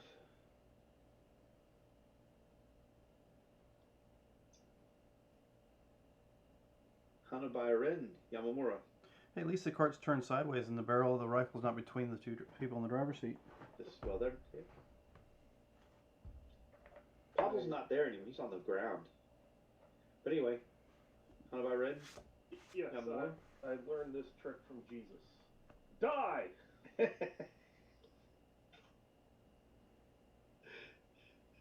Are you gonna? I don't think that's gonna work, Lehman. What is that against? My dodge? Dodge. Okay, that is a good success. You're 2 off of an outstanding. Is he trying to speak with plants now? Apparently, he wants everything to die. Yeah. Or I mean, he whispers he does it. But worship Anubis. I mean, we'll see if he whispers it this time. Probably. Yep. He just keeps running up and yelling at things. What the hell's going on here? Let's see. That's a couple points of shock. Did we? It doesn't seem to have paid any attention to the shock of your shout. Okay. I think he is right. Jesus did die for our sins. Not plant sin, but your sin. He cursed the fig tree and made it wither. Yep, that's why I figured. That's why I said it's not going to work if it's not a fig tree. Does not bear fruit, so cannot die. Yamamura, you're the last one.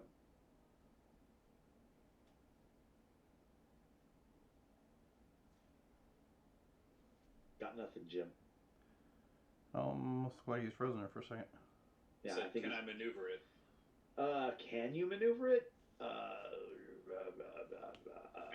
Yes, you may. I will try. There is no try. Well, it's awful big, so, you know. Your target is a 10. Oh, I didn't even add the +2 to the... Okay, it doesn't matter. Sorry, I'm just saying it's big, but... Is that your final answer? Yes, that is my final answer. Excellent. Okay, so that's all of you. Now it's my turn. Bjorn, you're right there. Yep. Let's see. So this is a grappling attack. Okay. From grasping tendrils. Okay. Oh, how's an 18? Considering I all-out attacked last round, That's right. It's supposed to be 4 higher, so that's a 22. Yeah. So you have an outstanding success on me. Okay, you are restrained, and you are lifted. So what the tendrils go? They grab Bjorn, they lift him up off the ground, and they stuff him into the plant. Okay. You are restrained as it stuffs you headfirst down into this digestive juices. Okay. You're going to begin to take one shot here. Well, let's do this. Okay. Now I can never remember restrained. You can't do anything except try to escape. Yep. That's what I thought. Okay, thank you. I thought that's what it was. So that's a strength test, opposed strength test, if I remember. I'll try to get you in a moment. Okay. All right. So you're going to take strength. You said it's an outstanding, correct? Yes. All right. So I do strength damage, no bonus dice because it was grappling. So you may enjoy 12, which probably doesn't even does nothing. Yeah, it's 6 under your toughness. Yes. Okay, so you are now headfirst down into the digestive enzymes, which are going to continue to do one shock around to you. Do you have full body armor? Yes, I do. So your armor is your armor sealed? No, technically no. Okay, so you're going to take a point of shock around as this digestive enzyme gets in through the cracks and crevices of your armor. Well, it's not armor; it's my skin. Okay, you get the point. Yes. And it is you know exactly what's going on. It's eating. Oh yeah. Yeah. Which, for the viewers at home, is number 2 on the list of ways not to die. Eaten by anything. Number 1 being burned to death. Let's see. That is, I guess that's all of me. Play cards in your pools. Pablo, pass me a card, please, sir. Oh, yeah, we just put it on the table. You can do that, sure.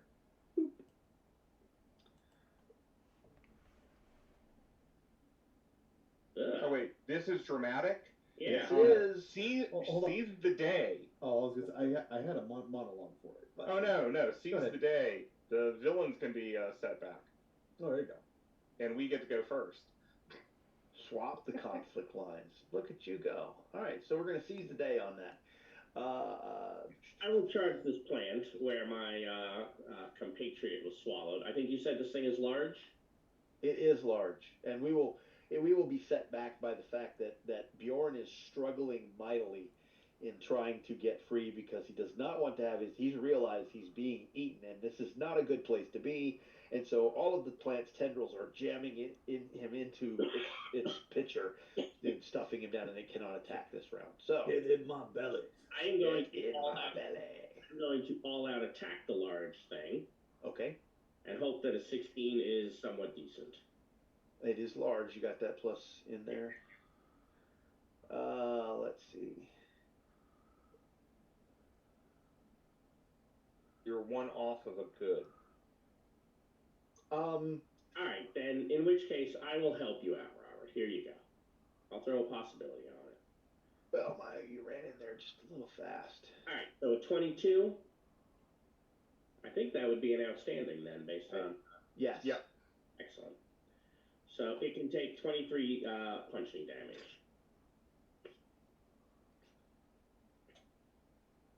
I think that is enough. Yes. And you burst it open, and Bjorn comes flowing out as it just as your punch ruptures the pitcher portion of the plant, and as it you just kind of and pull the root in half, and it shudders and collapses and dies. And as you're holding the tatters of the plant's fibrous shell in your hands, it occurs to you, well, give me an evidence analysis roll. Sure, I can fail that for you. And anybody else who's looking at him holding anybody who wants to can look at the one that Bjorn split in half. Now that the threat seems to have dissipated. I like in my head, hold the pieces of it above my head, shaking it up and down, raining digestive enzymes all over it. Yes. Very living lens. Very, very, yes. Very and Bjorn is actually on the ground, rubbing his fur into the dirt to try to get some of this off. See, very much evidence analysis going on here. Is everyone good? Hey, what is with this plant? Here. 10's the number, or if you want to put something. Oh, look at that, Pavel. Pavel realizes something.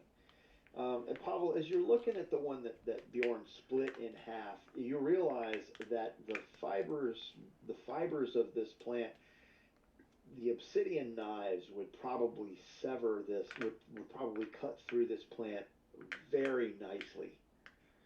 And in fact, if you had made that realization when Pavel or when Bjorn was trapped, if you had attacked with that obsidian knife you could have targeted at a -4. You could have targeted for a vital blow, and if you'd succeeded, you wouldn't have necessarily caused damage to the plant, but you would definitely have cut Bjorn out. Mm-hmm. Could have cut Bjorn out if you wanted to. That is good information for later. I agree. So we're back on the road again. On the road again. Same setup. Yes. I'm gonna look at my friend Yamamura and say, you know how to drive a dinosaur? I can try. You just hold reins and. Yeah, you have shotgun now. That was very scary. So we're swapping it out? You were swapping it out. Yeah. Putting me instead. Okay, check. I.e., my deck sucks. That's fine. I get you. Nice. I get hit a lot, but Oh, I get hit a lot too. My dex is 7. Yes. See, is one better. You would. we have plans for this. We do not. We take hit, but right in Russia. Yes. He just threw the reins at me. And it's like, I'm going to go off. I think he is inflicted with living land fever. Inflicted with. Yes. Exactly. I'm jealous, by the way, of you guys with the 7 decks. So am I. I don't have the 7. I only have the 6. I'm very jealous. Okay, so a couple more hours on the road, and it's getting on in the day. It's afternoon, late afternoon, still daytime. It's late afternoon, and you realize that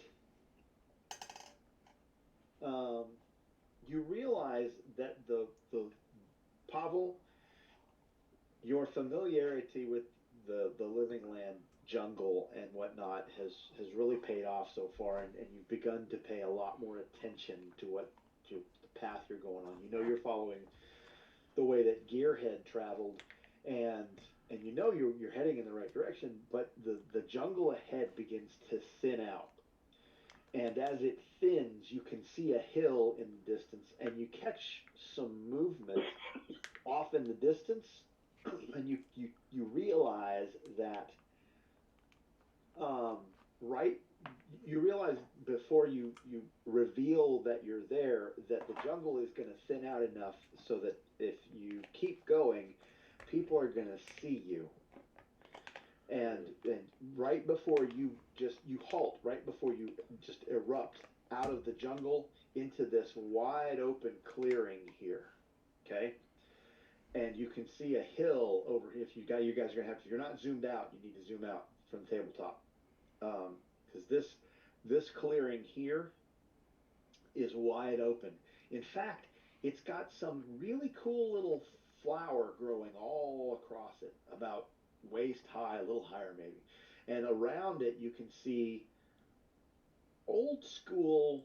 They look almost like Quonset huts or buildings from what you've seen in the old newsreels, or maybe if you've watched an old black and white World War II movie. They look like buildings from there. And up on the hill up here, you can see two cave openings in the hill, and there's something about that hill strikes you as familiar. Anyone who has played the Loma Pardo incident, something up on that hill strikes you as familiar, but you can't quite place it. And go ahead. This is an open plain, not water. Everything here is wide open. Okay. You're in the jungle. These trees are jungle. Then behind the hill is a tree line. Okay. Yes, this field is not water. It's a wide open field, but it's this little red flower about waist high, and it's really pretty. It's really pretty, and you see. Well, I'll tell you what. Let's end the act, and I'll read you box text. How about that? Okay. So that's going to be the end of the act. Ooh. Let's go ahead and put all of our cards on the table. And we're going to get our possibilities down to 3. To 3? To 3. You reset possibilities when you go to a new act. This is an old Torg. Robert, you might have something that lets you go up to 3 if you had fewer. Or if you That's true. And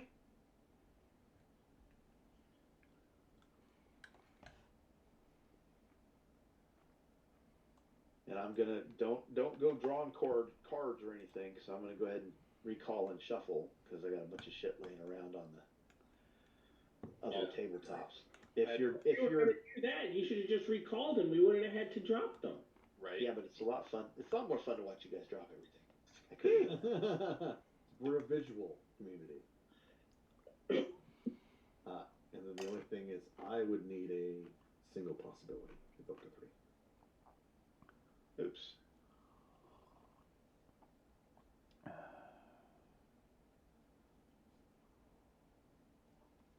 Where is that? There it is. That's what I wanted right there.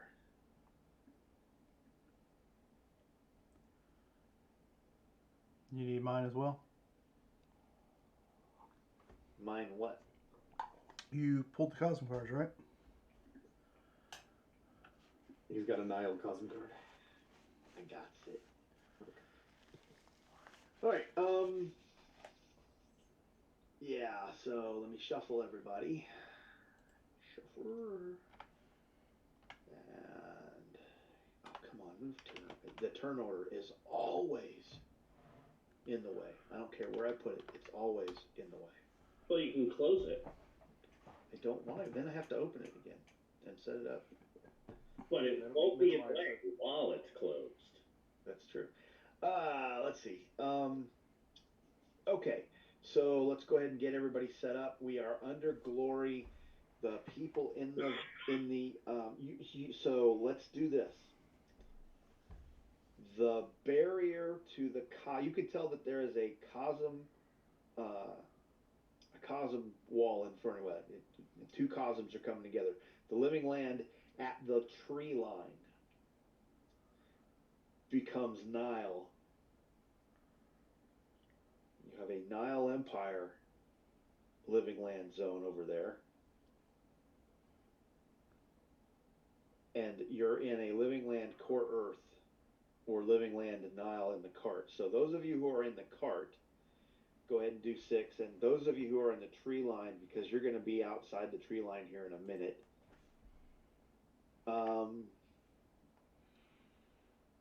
Go to 6 because when you step into Nile, it's going to go up to 6. So we'll just set you up at 6 and just say to hell with it. And we'll do Cosm cards based on being in the Nile of Living Land. So draw 6 Destiny. Draw 6 Destiny. And we'll draw Cosm after you tell us to. We're going to do 6D2. And a 1 is Living Land and a 2 is Nile Empire. Hey, Jim, I'm going to trade to you because you can give people cards. Mayu and Hanabai Rin and Yamamura draw Nile Empire, please. Will do. Everyone else get Living Land. We need to see a Living Land deck for you. Oh, do I not have a Living Land? It's Korath. Yeah. My bad. Hang on. Oh, good, because I was about to draw from that one. There you go. He's down at the bottom. Oh, shuffle. I shuffle. Shuffled. Yeah, you're good. Go.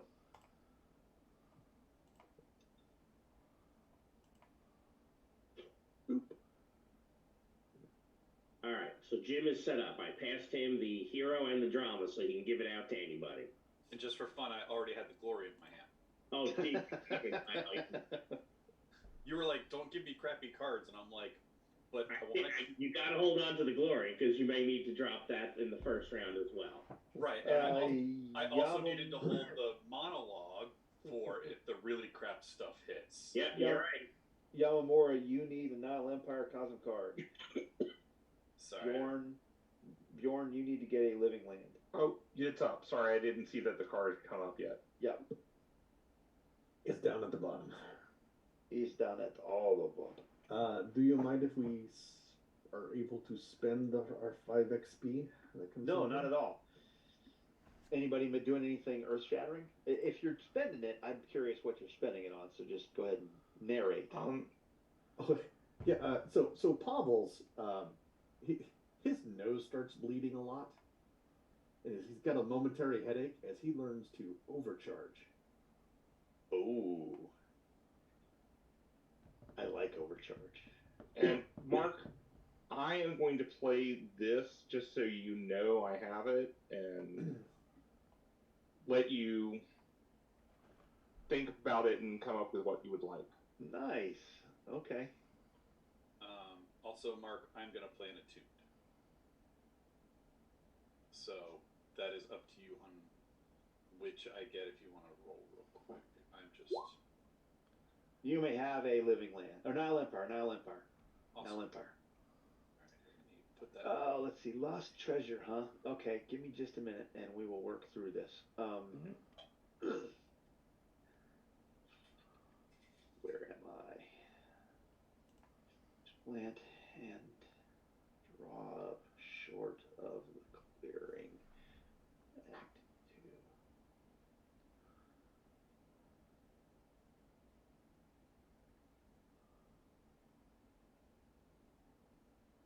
So that survival roll determines whether or not you stumble into the Sova ambush, stumble into the pitcher plants, and burst through the clearing, into the clearing, out of the jungle. Just, I'm so glad to be out of the jungle. Oh shit, where are these guys? And you rolled well enough that you get to choose how you move forward, rather than just have it thrust upon you. So let me go ahead and... And I also do like the, if you actually want to use the cart, then someone has to have beast riding or something.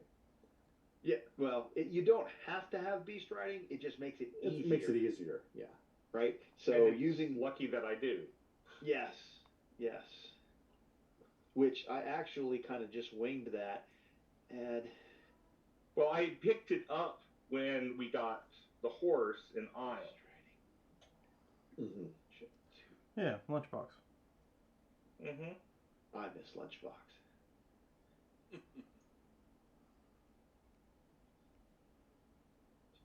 So I took a note for that one just because I had it in there, a hint at it, but I'll make it a bit more prevalence. That's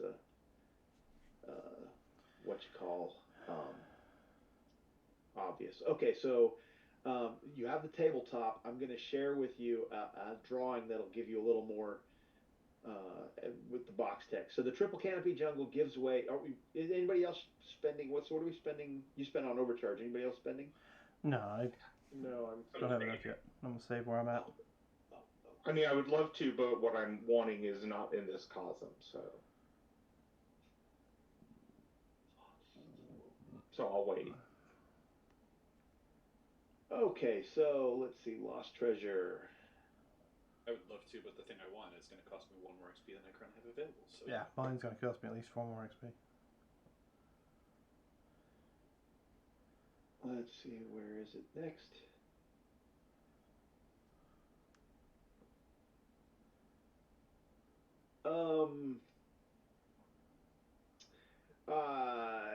Give me a number. 1, 2, or 3. 2. 2. Did I hear Robert? Did I hear 2? Yeah. Okay. Oh, did I make a card for that? I bet I didn't make a card for that. Make a card for. Let me take a note for. Make handouts for lost treasures. Because.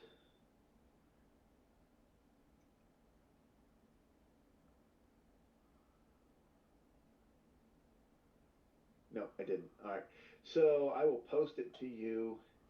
As you've decided you're gonna wait for a minute to evaluate what's going on here, and as you're kind of gathering yourselves inside the jungle, Mm-hmm. you kind of get over towards the north there where the highway is, and you come across a little pile of blue and red stones. Okay. They look like little crystals, and there's a pile of them over here, and then there's a pile of all blue over here, and there's a pile of all red over here, and you pick them up and you're like, oh, that's cool, and it occurs to you as you start to bring them closer to look at them, they react the closer they get to one another, and they start to heat up, and before you get them to where they actually touch one another, you feel in your hands the explosive energy that's about to be released, and you pull them apart and don't actually set them off. Um, so what you have, I'm going to post this in chat. Okay. Is you found a little lightning stone field. Okay.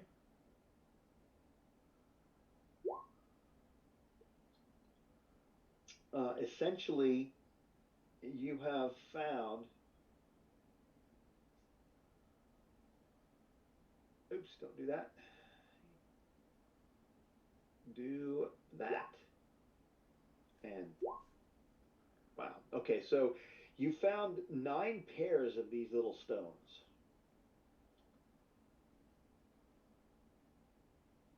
Okay. All right, which means essentially you have nine uses of them. Okay. I just put them on the character sheet. So. Okay, so the missile weapon throw is to toss them in such a way so that they come together at the point that you want them to. So they detonate. And when they detonate, they go off like a grenade doing D16 medium blast. Mm-hmm. Okay? Okay. And it's electrical damage that ignores armor, metal Mm-hmm. armor, conducive armor, right? So if you were like going up against a knight in shining armor, his armor wouldn't count for anything. Flesh, hide, natural armor doesn't count because it conducts, unless it specifically says it doesn't. Pan-Pacifican armor is not conducive. They're used to this kind of thing, and they aren't set up like that. Gotcha. Okay, so if 2 blues are tossed, it's a blast. 2 reds, it's healing. Yeah. And if it's a red and a blue mixed together, it causes 1 BD of shock to any target in the medium blast. Yes. Okay. So you have to keep track of how you're using them. Okay. Because you've got 9 of each. You with me? Yep. And I'm If, actually changing it so that I have it not as 9 pairs, but 9 red and 9 blue. yeah. And I need to make a handout for this, and I didn't. It didn't occur to me that I needed to do the Okay. lost treasure. Do you follow how those work? Oh yeah, no, perfectly clear. Thank you. Okay, so is anybody else? Are you going to keep them all? We will probably be passing them out as we come back. I'm just reading more about them. All right, I'll let you figure that out. I'm going to do the box text. Yes. So the triple canopy jungle gives way to a large poppy field encircled with a well-groomed dirt road. At Dinos, villagers and primitive humans move through the poppy field performing tasks as they go. The sun glints off some sort of metallic object affixed to the back of their necks. Wandering lazily along the dirt road are groups of humans and Dino security personnel. The humans all wear full-body Pan-Pacifica armor, while the Adinos warriors are mounted on Triceratops, with one driving and 2 or 4 others either riding behind or standing on crude rock-shoot platforms lashed to the dinosaur's back. To the west, two low hills can be seen connected by a shallow saddle between the two tops. The southern long hilltop has 2 cave mouths in it, one small and one large. More security personnel can be seen coming and going and standing around near those openings. So this topographical map that I just showed you on the handout is essentially what this picture is in this region.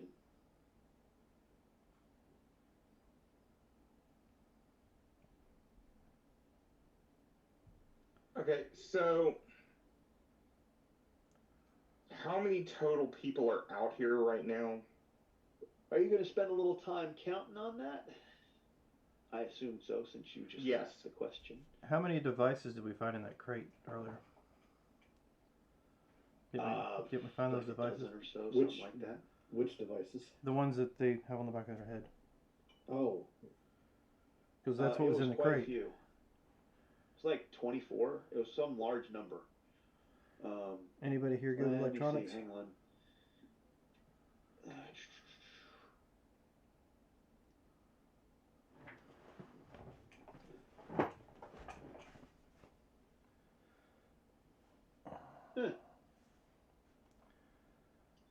It doesn't.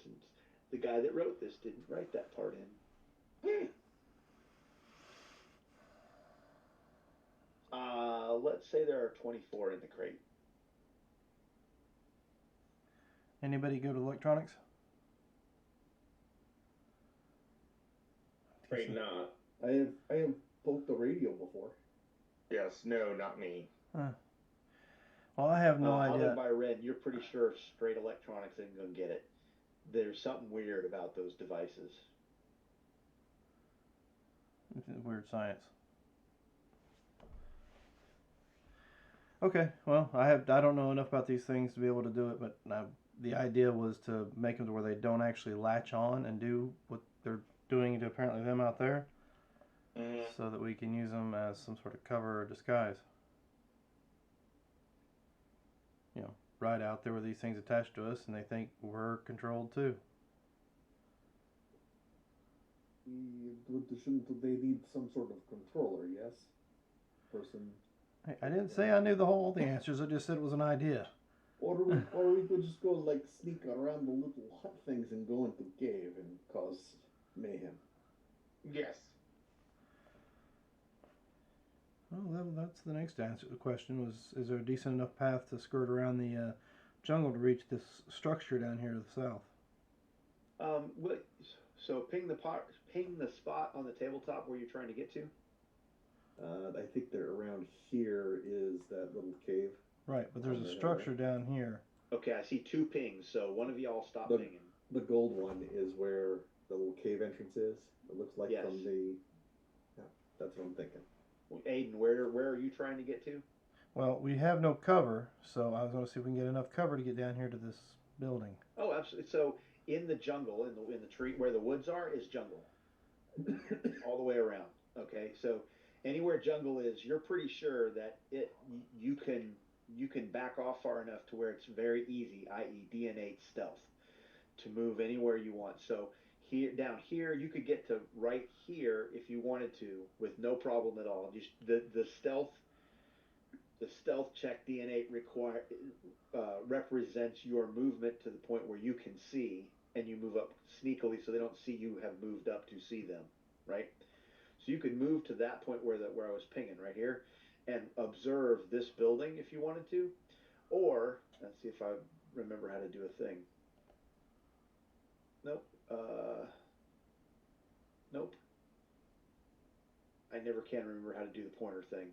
You hit the little ruler thing above the dice. Oh, it's the ruler thing. There we go. So you can come up this way, and this is a road right here where the arrow is. That's a road that goes underneath the highway to the tree line here, and you could get, that's all DNA stuff. You'd probably have to sneak across the highway there, but you could get into these trees here, and anywhere back in here is another DNA. You got to cross that waterway to get to the backside of the hill. And you see that the cave openings are, get off of the ruler. Cave openings are up on this hilltop up here, right? I mean, it takes us a little longer, but at least there'll be more cover to move around. But to answer the count question, it looks like there's 3 patrols of about 6 people apiece, maybe more, that are out in the open that you can see.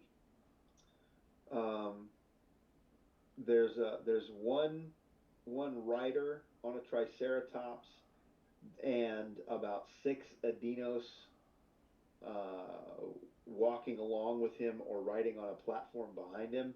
There's another patrol of Pan-Pacific armored people that looks like those are about 6 people. And then there's another patrol of some people that are distinctly different. They look like they're in Core Earth combat vests with mollywebbing and whatnot. But they don't have M4 AR-15 kind of style rifles. They've got something else. Anybody that has fire combat, you can give me a fire combat roll. If you're Core Earth and you know fire Core Earth or higher tech, and you have fire combat, you can give me a fire combat roll, and I will tell you some. You can know a thing. Aiden, that let's see, that what they're carrying are HK-UMPs. All right. A semi-automatic, or excuse me, it's a submachine gun in .45 caliber, very small, very compact. Yeah, I give the group the sales pitch I gave the Japanese when I was trying to sell them arms. Huh? I said I give the group the same sales pitch I gave the Japanese when I was trying to sell arms in Tokyo.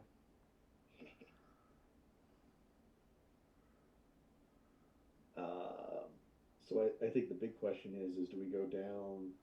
It might be more cover going up and around. Well, to see what's going on with this building, or we go around, and we also need to. We got a Stegosaurus with us too. Hold that thought. Sure. Hold that thought. You count. It takes you a minute to count them all, but you count probably 18 Adinos and humans in the field working. And the more you look at them, the more it's very clear that they're some kind of thrall. It's like you recognize the look as the same kind of guy that was driving the Strider vehicle. No actual possessions, no armor. They have the bare minimum of clothing that they would need to wear to be modest in the living land.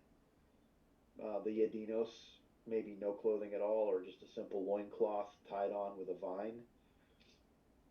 And they've all got that. The people in the field all have that device that was in the crate attached to the back of their neck, and they were moving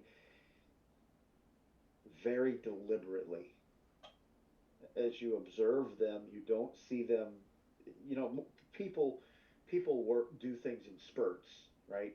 They're not smooth and steady and even over the course of anything they do. That's like, you get animated and you calm down for a minute, and it stays like that for a little bit, and then you get animated and there's little bursts, right? These guys, slow, steady, even, all the time. And the more you look at it, the more it looks like they're tending the field. They're gathering, they're harvesting something, they're dealing with dead plants and that kind of thing. What would you like to do? Well, that's my suggestion. Your dinosaur is very calm in the jungle. He feels very at home. He's just munching on leaves, whatever he can get a hold of. Doesn't really move unless there isn't something for him to munch on, in which case he'll take a single step to bring the closest plant into range, and then he chews it until it's a nub, and he finds something else to chew on. I was thinking too, if we go around the northern route, well, we take our dino with us and then deposit him in the northern area, just so it's not like he's gonna go, oh look, poppies, and start getting stoned. Yeah, I agree with that. No going through the poppies. If we, by the way, need to take a break, it's 9:30. A break would probably be good. All right. I agree. So, don't go too. Think about how to get around. Yep. Mm-hmm.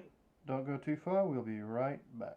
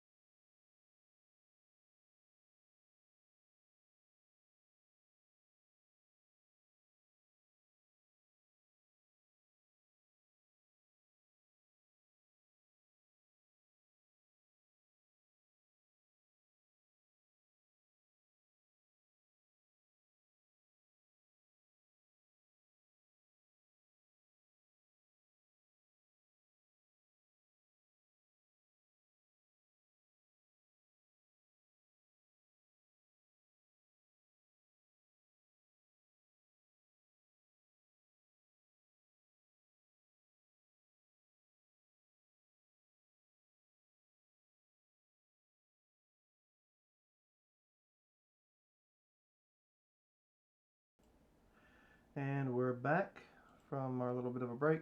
And before we jump into what we were planning, I think we're going to do a little the playtest information, correct? Yeah, so as Rod pointed out, it's before we get further than we are, the first act is 2 sessions is before it fades in everyone's memory. Let's go ahead and go through everybody's feedback on the first act and what your thoughts were and whatnot. And since we were having the off-camera discussion, we'll start with Rod. And we were talking about the possibility wasps, which he called stormcaller bees, which is I think cool too. And so you said they were over the top because they don't they don't need to spend a possibility because they don't have any. Yeah. To start a storm, and then they can't meet the requirements for losing because they start the storm at 0 possibilities, which is where you normally would end the storm, right? And that these contests can render multiple players with nothing to do because you're in a storm, yes. Right. And it appears to be an encounter designed to cause 1 or more PCs to lose all their possibilities and possibly either transform or lose XP to replace the -1 reality loss. So that's not a -1. Let me say this. That's not a -1 to your add. That's a -1 on your die rolls. I wasn't clear on that. No. You were clear on the venom. No issue that I like. No, he's referring to if they keep failing the reality save. Yeah, I like that. I like the fact that and we'll call it poison because that's what the game calls it. I like the fact that the poison had a new and unique effect, right? You know I always like that sort of thing. Yeah. And when you do it to reality, people will start to cringe. So that I absolutely liked. When you lose a storm, you either transform or lose an add in reality. So the fact that they get stormed means, hey, if I lose, if I had 4 adds in reality, I've gone down to 3 adds, and I then have to spend 4 to get it back, or I can be like, yeah, I'll trade. No, because you don't know everything about the wasps, and I'm going to tell you so that maybe I'll address some of the concerns that you have about the threat. And let me pull that up real quick. I don't know that I can. If I show it to you, you can't see the sheet, can you? While y'all are going through this, actually, I would see this as more of a result of the poison than just an action of the wasp. That the reality storm is against the poison, not the wasp. No, it's not. They're possibility wasps, and their habitat is on the boundary of 2 cosms meeting. They live on that boundary, and they're unaffected by it, as written. And so I guess you know what, I can edit it, and I can let you all look at it. It's in all players' journals, right? And can be, if I say it can be edited by everybody, you can then open up the sheet, right? Correct. I think so, yeah. All right, there we go. So I've just made it available to everybody. But so open it, but don't maneuver. Let me drive. Change the page. Yeah, let me drive because otherwise everybody's going to be doing it. So, so the stinger. I put all the text from the. It's taken a while to load. Well, that's because I got a lot of stuff in the notes. So what it does is it knows how to find its way around armor. It stings you, and when you're affected by it, once you're affected, your reality skill is impacted, and it knows that, and it's diminishing over time, right? And so that it starts storming then because it has the best chance. All it's looking to do is steal 1 possibility, and if it manages to suck 1 possibility out of its target, it only attacks reality-rated targets. If it manages to steal 1 possibility, it stops the storm and flies away. Because it needs the possibility to lay its eggs. That possibility is what energizes the creature to be able to do what it does on the boundary of the storm.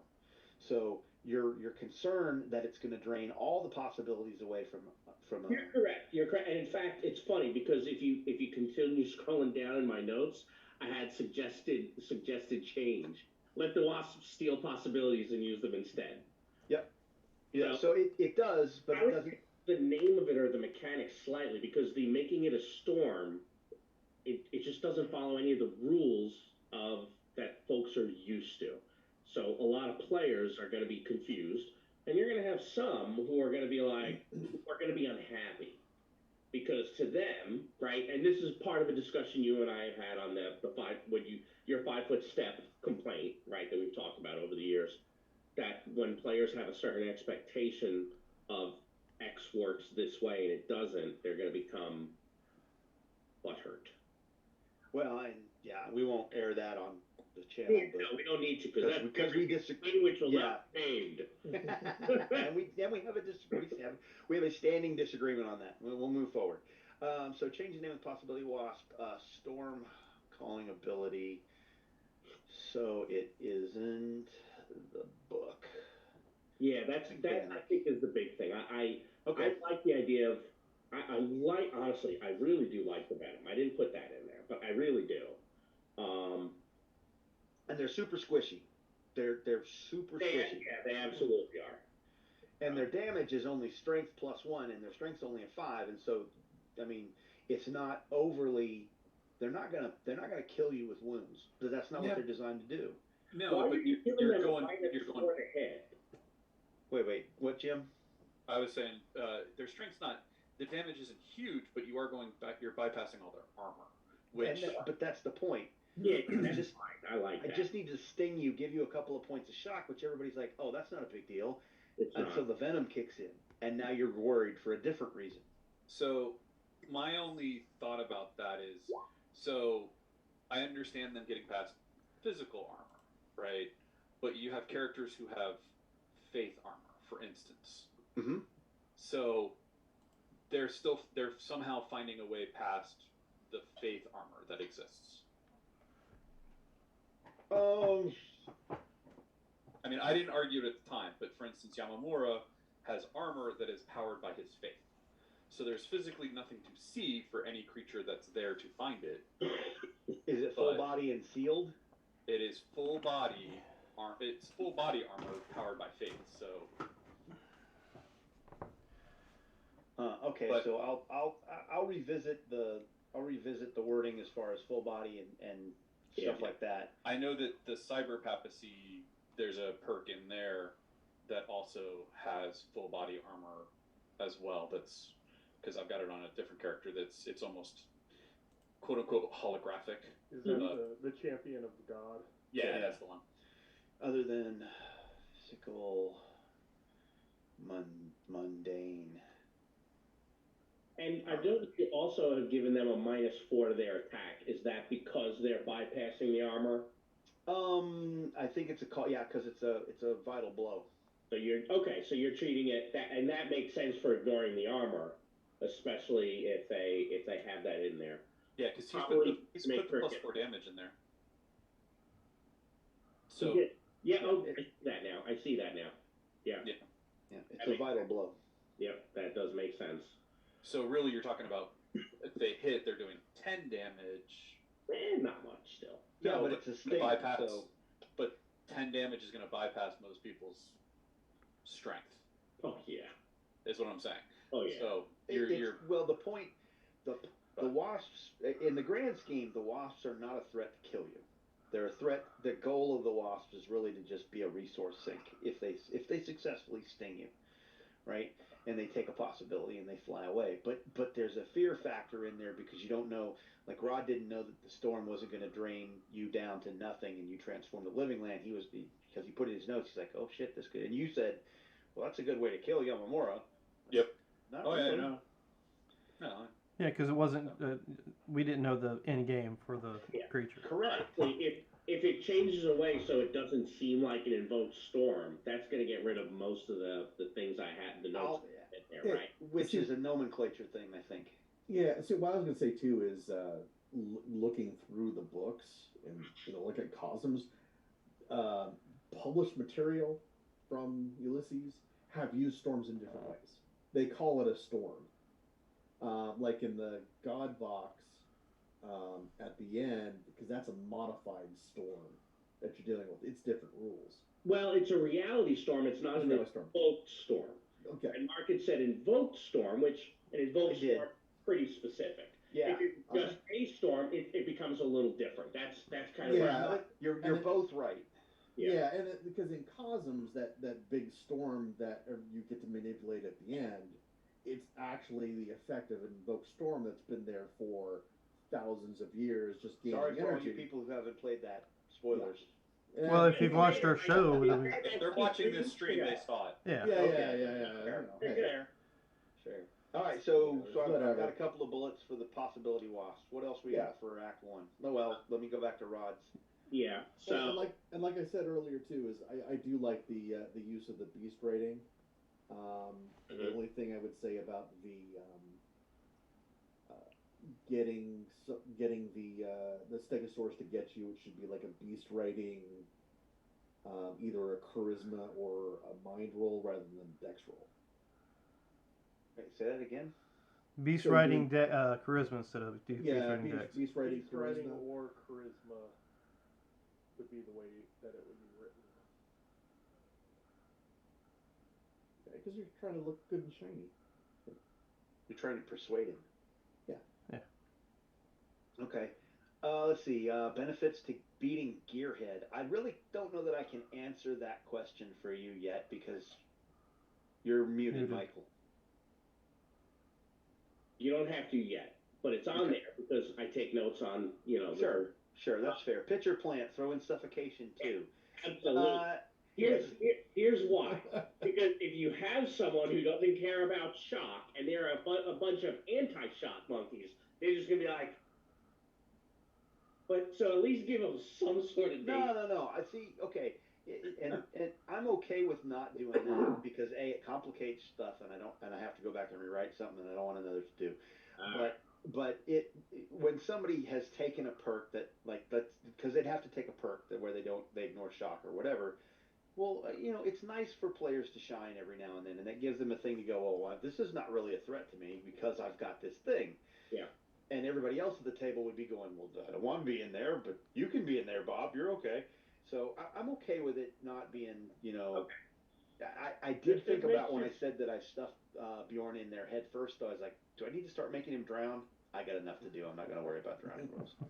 So, and then the last thing I had said, the dramatic scene wasn't. And I suspect that the dramatic scene is meant to be when if Gearhead gets away and you capture him, you're supposed to have a dramatic scene then. So my thought would be if they follow him successfully like we did in the first session and fight him then, just move the dramatic scene up. Yeah, I think I failed to annotate which scene in Act 1 is the dramatic scene is what I failed to do, and that will be an easy fix to go back and correct that. Session 1, you've got a note, does the first story also begin with go to a place and infiltrate it? You already know the answer to that. You were told to go figure out what's going on, and there are multiple options on how, because I wrote it so that you could go in the front door and be cordial, which is what the Priest of Palin did, because you're like, well, no, we haven't, let's talk to him. And that worked out. But there's also a DSR, it's called the B&E DSR, because you got to break and enter. And that one, step D, when you come out of the file cabinet room, step D is, do you want to leave? You can go out that door, you can try to go out the front, and if you go out that door, it starts combat and everything you've already done because you did that part. So let's see, infiltration is likely several players. The reason I brought that up was so that when you get to part 3, it's not also, hey, go to a place and infiltrate it. Because, and you and I have talked before in the past, I would always want to be careful of the repetitiveness. What do you mean? I don't understand what you mean. So the first... So Lama Pardo incident was, hey, we're not sure what's going on here. We want you guys to go in and find out what's going on. It was a discovery mission. Yeah. This was also starting as a discovery mission. When you go to part 3, if the hook is discovery mission again, and it will begin to feel like, oh, okay, they're just reskinned versions of the same thing. How about if I tell you that part 3 is not a discovery mission? Yeah, that's all I'm saying is just say, hey, just think about that as you that was why that was there. Part 3 is not a discovery mission. I'm not worried about it now. Again, all of my notes are great. You do what you do with them, First fight doesn't seem scaled to the XP. What was the first fight? What did we do? I don't even remember. And I wrote it. Well, the first fight we had was with Gear, wasn't it? It was one where almost everyone had possibilities, and multiple wounds on the enemy side. And if you were originally you were thinking, hey, this should be. Oh, the warehouse. Yes. Oh, dude, no. That's not. That was definitely not a middling alpha fight. So with that many possibilities and wounds, and only a standard encounter. Here's the thing, and maybe we make that the dramatic. I don't know. Here's the thing: you get to that. If you go in nice through the front door, they're not going to attack you because they're there to do business in Core Earth and nobody's messed with them and they haven't broken any laws and they know it, and so you're the bad guy and they can call the police, blah blah blah, and so they're not going to just open up on you when they realize you're Storm Knights. They're going to ask you to leave, which if they do and you do, then you go do the B&E DSR. Well, success through the B&E DSR leads to Step D, which starts the chase. In the chase, the warehouse guards and all of the personnel there, other than Gearhead, stop chasing you at Step B. They're done. And so, yes, they are heavy hitters. They're as soon as you finish Step D, they're gone. You don't deal with them anymore. You got Gearhead and Gearhead alone and catching him, and that's all you got to do. And so I consciously ramp that up a little bit for reasons, but they also don't run with you the entire time, and you don't have to deal with them the whole time. They could be just one round. I don't know that does or doesn't make it better for you, but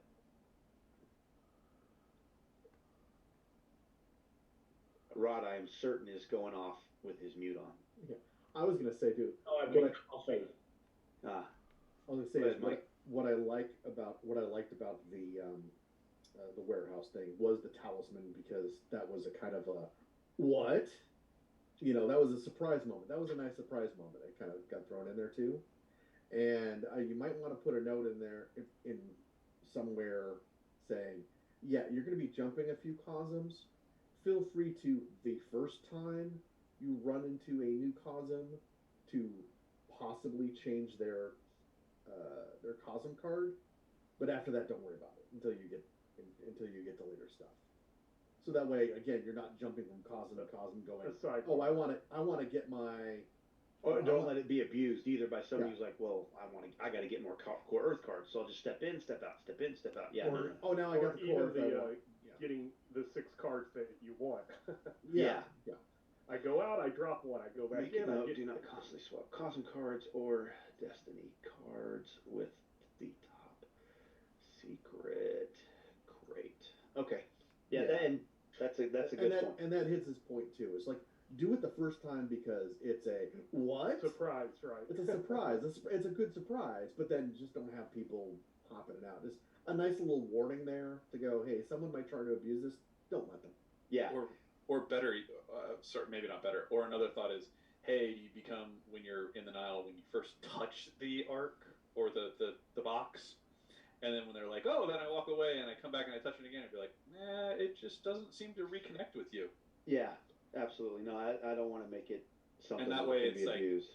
That way if they're like, oh, well, then I walked away and I dropped my card, then I'm going to walk back and get a new one. You're like, oh, well, you go back and you touch it again and you don't reconnect, so you don't get a new card again. So now you just lost that card. Yeah. Or something. But just putting it on the Nile part of the mixed zone, you're not feeling it. Right, yeah. Just going in and saying, hey, just be careful of this and deal with it however you want. Here's a fair warning. How to doing it. Here's a fair warning. Yeah, it's a fair warning. I think that's everything on Rod's. I did take a note, Rod, on your contest point. That's a good point. So I wrote that down to make a note to say, hey, the attacker sets the DN so the defender can overcome it. Let's see. Anything else, Rod, from yours? He's muted. No, I think that's about it. Sorry, I've been muted. No, you're good. I like the cough, and I keep turning red faced, and I'm, spitting, snorting. That's cool. I think that was everything between the 2 sessions. Okay. Yeah. All right. Yeah, so everything that we're able to talk about at this point. So I'm going to go ahead and minimize those. They'll still be there. Yeah. I'm not going to delete the notes because to me, it's still useful for you to. No, don't delete it. It'll be history for me, and I'll grab it and save it. Who's next? Anything? Because as a review, let me run back to. You guys didn't do a lot of QA in the mission brief. There were a few things that could have been learned or questioned, but you didn't do much QA. I don't think we're the type of party that would. Right? I'm charisma and mind are both a 5. So, I played the 5. Right, yeah. Yeah. Yamamura might have asked more questions had he been part of the first one. But, otherwise it was like, oh, just go in and check. Okay, check. But I do think I think it threw you for a loop when we won the chase, and I know we kind of mentioned at that point if you wanted Gearhead to win the chase to perhaps start him on a step ahead or something, because and you could always play it off of he was ready to run, the package got in there, he was already, engines on, whatever, ready to go. But Gear, because I can't let too much out of the bag at this point because we're still going through it. And that's fine. But I'm just again, I'm throwing it out there, and you can think about it. But and I took a note to reevaluate it and just look. He's already in a trademark vehicle with a good land vehicles skill, which makes him favored in the chase. He's got a heavy weapon. He's capable of using it. He's got a driver. The chase is already slanted heavily in his favor.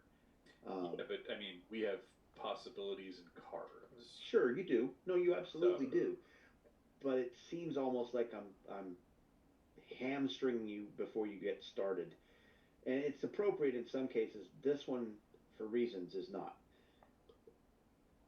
Okay, no, that's fine. But I like where it's ended up because it's actually, if I could have written it, it's better because you guys left him tied up next to the crate, which was fantastic. Yes. I love that because I was like, we didn't look at him. Yeah. Nope. As soon as you did that, you left him on guard. I was like, he's getting away. Oh, no. And as soon as we weren't watching, Yep. And you guys came back and went, oh. And every single one of us, it basically went. Yep. Except in character, I knew my Ren was like, how did that happen? Oh, the other thing I'm sad about is the fact that I put combat receptionist on Penelope Worsted's character sheet because you guys weren't surprised at all when she strutted out of the office and started throwing psychic abilities around. And I was like, damn it. When you're kidding, I've already told our HR department to get some of those for the offices. Yeah, that's right. Yeah, well, the psychic stuff for having that thrown around was a surprise because I thought she was going to come out and like, oh look, I know kung fu. Mm-hmm. That's where I was kind of thinking about. Combat receptionist was like, oh, she's going to come out and John Wick us all. Okay. Or show us some martial arts because and used to being people up in her face. Remember this conversation for later. Okay. For reasons. And I think you'll figure out what I'm alluding at when it happens, but I'll leave it alone. Let's see. So that was the jungle chase, going through the jungle. The Strider, I like the little Strider vehicle. I thought that was kind of cool. You got the top secret crate. You don't know what's in the crate yet. You haven't done a whole lot with that, but you've got them. So we can't really talk about that. The transfer point, I didn't see that, Rod, so whatever. I like to put the transfer point right there on there as a transfer point. You'll figure out what's going on there in a little bit. And then the Soba and the pitcher plant was just, you're in the living land. We got to do living land stuff. Mm-hmm. And that's the end of the first act. So anybody want to add anything before we jump in and kick off the last 50 minutes of Scene 1, Act 2? It wouldn't change much. I probably would have tried to combine the Soba with the pitcher plants and have them be like in hiding, so if somebody tried to maneuver or something and didn't have alertness or something mishap, then they would stumble into the pitcher plants when there's focus on that. I do tend to like 2 threats at once. Well, what I thought about doing and it was totally off the cuff, but it wasn't what I wrote, and so I didn't. Mm-hmm. What I thought about doing, and I'm taking a note to reevaluate this now, is have the beast handling skill of the dino to calm him matter, because if you fail, if you fail, then the dino dashes you off into the jungle into the pitcher plants. Mm-hmm. And if you get a good success, you see it happens anyway, but you see it coming. And if you get an outstanding, he goes off into the jungle just a little bit, and you see the pitcher plants, and now you got to deal with them, but not this round. Mm-hmm. And I think as I'm talking through that, I think I'm going to add that system. And have calming the beast handling test for driver matter to blundering into the plants. Fail in the middle of the plants. Standard is fight them, but not surprised. Good. See them next round. Now I'll figure it out. Anyway. Yeah, so that's kind of what I'm thinking. Anything else? Robert? You're muted. You've been quiet. And he's not there. No, I'm here. I just had to get back to this.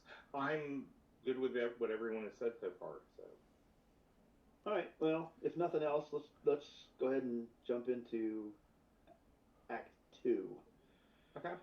So we were strategizing about where we were going. You guys are sitting where you're sitting. You've seen what you've seen. 3 patrols of varying, of actually what appears to be 3 different cosms rolling around in this clearing. You've got some Pan Pacifica guys, got some Core Earth guys, you got some Living Land guys, and then you got these thralls out in the poppy field tending to their garden, so to speak. And then you've got the cave up on the hill.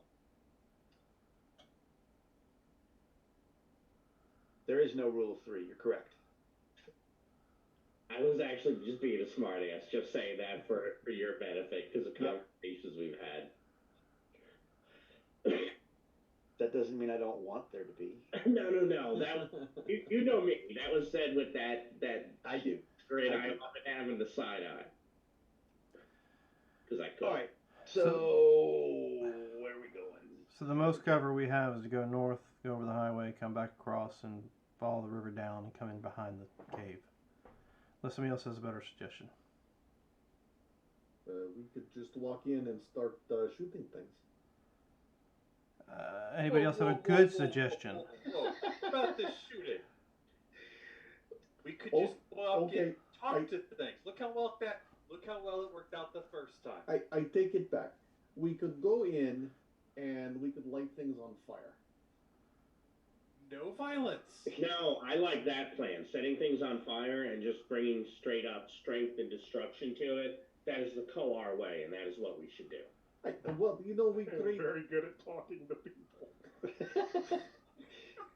No, by Ren, I will go talk to them. I am very good at talking to people. Mm-hmm. Die! Oh my God.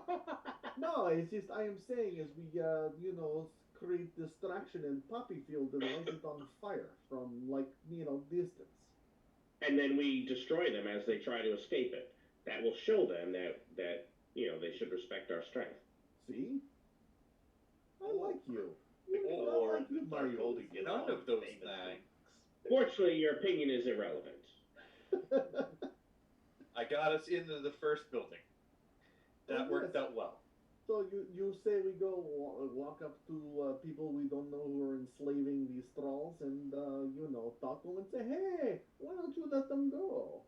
Yes. Exactly.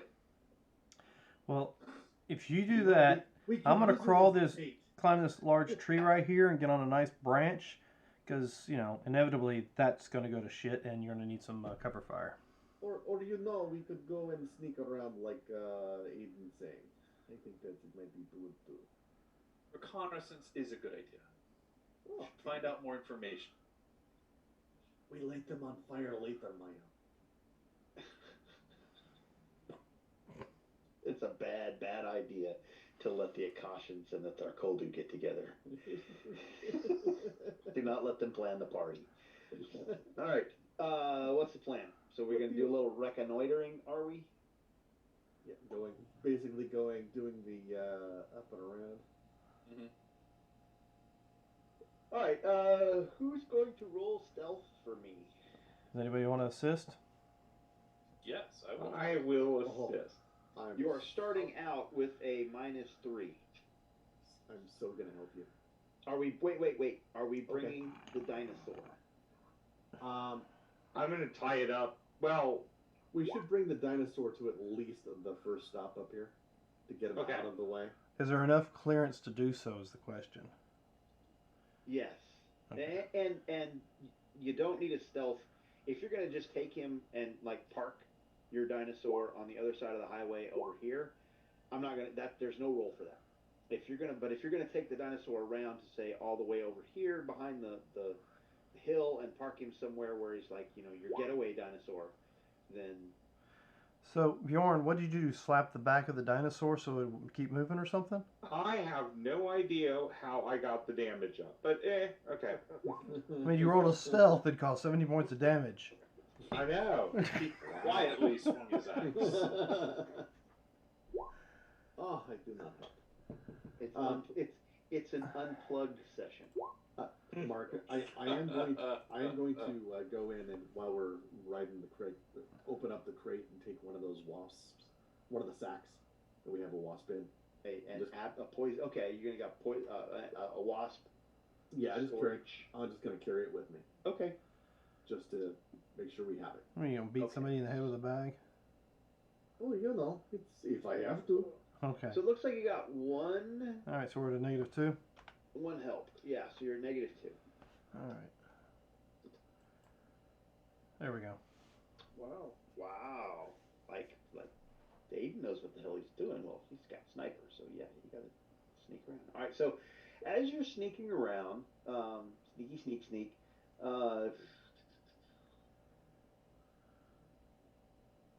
Let's see.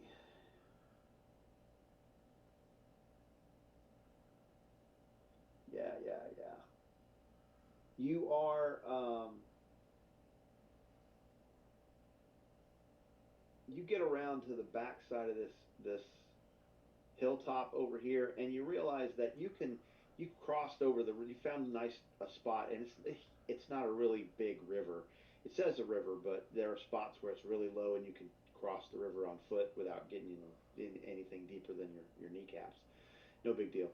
And you get behind this. I'm looking at the handout. You get behind the hilltop, and you notice that the entrance is on the left-hand hill.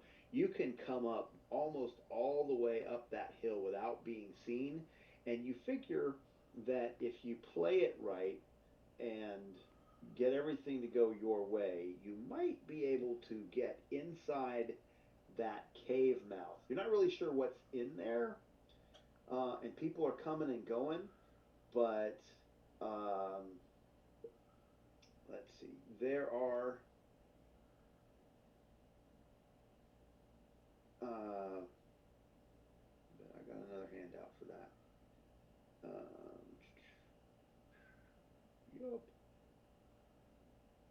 There are a couple of the Core Earth looking guys in the combat armor stationed outside the cave mouth. And when you get up there, I didn't put that on there.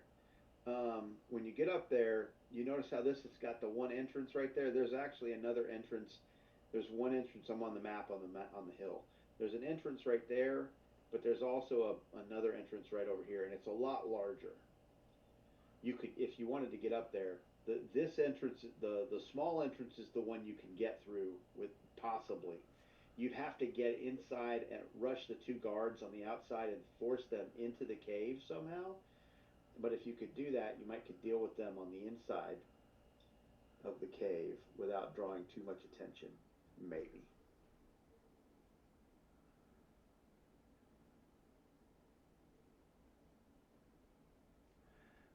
Try to take the one on the left. You want to take the one on the right. Take the smaller one. We run out to take out one, then take out the other. Surprise! Aiden pulls his garrote out of his sleeve and gets ready. Who's taking? Garrote? Hmm? You have a garrote? Yes, I do. I've had it since he was first created. How does that work? It's Poorly. strength 2. Strength plus 2, so it'll be 10 points initial. But does it grapple them like automatically? It's in the Pacifica book, right? I think so. Yeah. Often, Oh, is it? It's the like garrote is often used by assassins to kill their targets, so yeah. That's all it says, though. It's in Hold on, there's more. I just haven't read it all. So The target may only be attacked with a garrote if they are flat-footed and is a grapple attack. But it's a melee weapon grapple Right. instead of unarmed grapple. It's called shot and a vital blow. So additionally, the attack is a called shot to the head and is a vital blow. If the target hasn't escaped when the assassin's next turn arrives, he may instead automatically inflict a base damage 1BD as an action. The target is unable to speak while restrained in this fashion. Now, it does say flat-footed, not very vulnerable, so it's of limited use. But if you get to use it, it's nice. And It's very nice if you get to pull. So define flat-footed. You got surprise on them? So flat-footed is it says if you are flat-footed, you're also very vulnerable. But Yeah. I think it talks about it in the core book 123. When an individual is at a serious disadvantage, such as being held hostage at gunpoint or unaware of an impending attack, he's said to be, quote, flat-footed. All right. Unaware, surprise, maybe. Yeah. So that's it. You have to surprise them, which we're not the stealthy party, so that's going to be harder for him to do. Yeah, but even if you assume that he does successfully do what he's trying to do, because, as Jim pointed out, possibilities and whatnot. Yeah. That's one of two. That would also work on that one path as well, but I digress. Oh, on the Path of Shadows? Yeah. And I should have said that since that's what you're playing in my home game. I'm taking a note. Oh, now that we know that. Remember, guys, when I'm a player, sometimes I say things to help the GM and I don't mean it. But sometimes when I'm a player, I also say things to screw myself and I don't mean it. It goes in my head and it just comes right out. Nothing I can do. So you got a plan for one. What's your plan for the other one? I can sneak up with you if you want and very quickly disable him. All right, well, I like that. And I could be ready for some, telekinesis to grab something and put it more inside the cave so you can run in and beat it. What's Pavel's mind? 11. That might be enough. I learned. This is one of the first lessons that Mark learned in Torg Eternity when it first came out. Was the mind the strength that telekinesis uses? It all depends on. So you have to go through the Tharkold book, and it turns into spirit. Oh, does it? Yeah. What's your spirit? Spirit's 10. It's not enough. Well, basically it depends on how much I roll, because outstanding gives you spirit plus 4 as the strength. Yeah, but what does good give you? Good is 2. So 12, okay, so 14. You'll need it. You will need it. You're looking at these guys, and you need at least a good result, because these guys are accoutered in gear, and they're not small guys. So you need a 250-pound result, which is your Torg value 12. Oh, we got it. So we can do it. I'm just letting you know what your target number is before you decide on a course of action. It's also a matter of, hey, if we go into a combat round type thing, then it's concentration, so I have to power up during combat. That's going to take 2 rounds to get there. Well, but you're going to have to explain to me how you're going to get this surprise round to pull off? We're gonna stealth up and ambush them.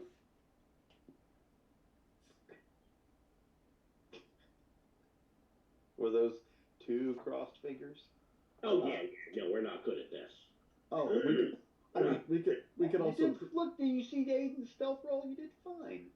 we can also Roll was fine. It doesn't mean we're good at this. I mean, you can be successful at almost anything if you roll a 31, unless you're grunt talking to people. I was going to say, I can find you some examples. He's not that's wrong. not true. I almost. He had one right off the bat. I totally qualified myself. All right, so back to this game with these characters. What are we doing? So you want an individual stealth check for this, or? Oh, well, only if you're going by yourself. If you're bringing everybody in. No, it's just going to be two of us. There's only two guys, right? So, Mark, do I think this idea card would help give us an idea on how to get around and get into a nice ambush position? If not, then I'll just pick it back up. But I'm okay with that answer. Either way. So, do you remember in one of our many conversations on game theory and whatnot, it's Rod's idea that I don't always have to solve all the problems. Yeah, I do. I've said that many times. You have. Well, I didn't solve this problem. I just put it out there. Well, that's why I'm saying, is there an idea on if we were to, snake around this way, it would give us actually, you already said there's really no cover. Yeah. So, but I'll tell you what I'll do. If you want to spend the resource, I will give you the idea that you can observe the patrol schedule or the way these guys are patrolling, so that they get to such a way that they're out of sight when you make your move. I have a thought. Instead of spending the resource, hey guys, why don't we just observe them? I'll go ahead and delete the card. And I will give you a +4 on your stealth check. So it's a +1 to start, to get up there and surprise these guys because you've timed it appropriately. Okay. How's that? You say +1 or +4?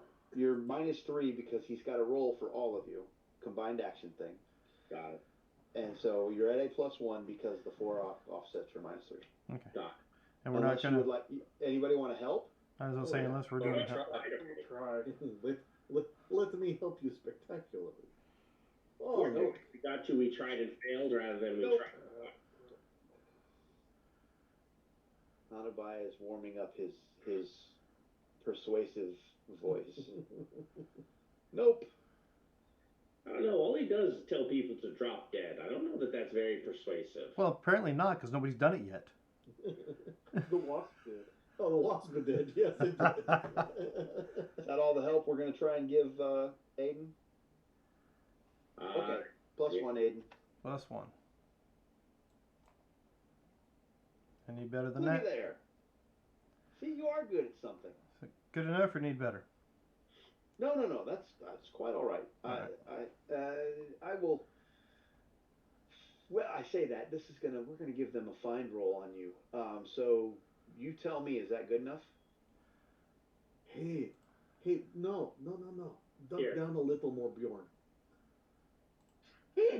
Okay, so you're we're at at 19. We're at 19. Supporter. Mm-hmm.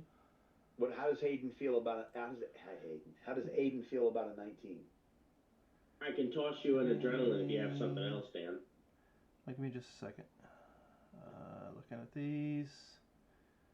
I'll just throw this out there as well. That'll give us a 22. The adrenaline, and let me have the action. Okay, take the action. So Okay, so we're currently at a 22. How does Aiden feel about his 22? I think 22 will be fine for right now. Okay. We'll see. Maybe not. But I'm going to give my guards a +1 because there's 2 of them. yep, I think we're hidden. You're fine. You got it. Excellent. You have an outstanding success. So, what is the negative for wrapping this thing around their neck? Because it gives you size categories. Like a leg is a -2, an eye is a -6. Usually, called shot to the head is usually a 4. Yeah.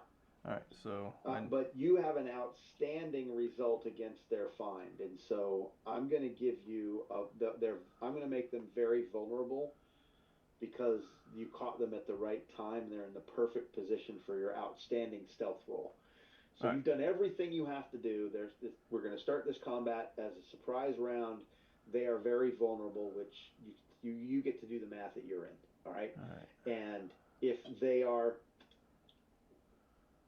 you are relatively certain that if they get to act, they're sending the alarm up, and from where you stand, you can hear the people working in the fields. It's very muffled, but you're certain that all you have to do is yell, and they're going to hear you. So, -4, +4, so it's offset it. Yeah, but he has to pull a card first. Yeah. The pace quicken. On a surprise round, on an ambush, we all pull a card. You do. That's the big deal about the surprise round.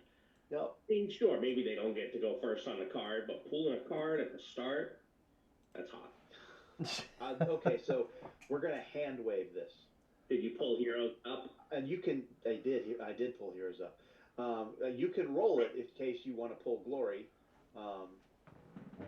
because you have an up and you have a pooled card. Did anybody pull a glory? Oh yeah. Okay. Hold on. It has that covered. The leader pulled glory and is ready to drop you a hero and a drama. Go for it. As soon as we got cards, I said, Jim, take these and give them to someone. And we're up. So. Yeah. Yep. So you go for your guy. Right. -4, +4, so it's going to be a wash. Nope, not a possibility. Good start. Still up. Use the up. Last roll was an 18. That's a crappy up. It is very crappy up.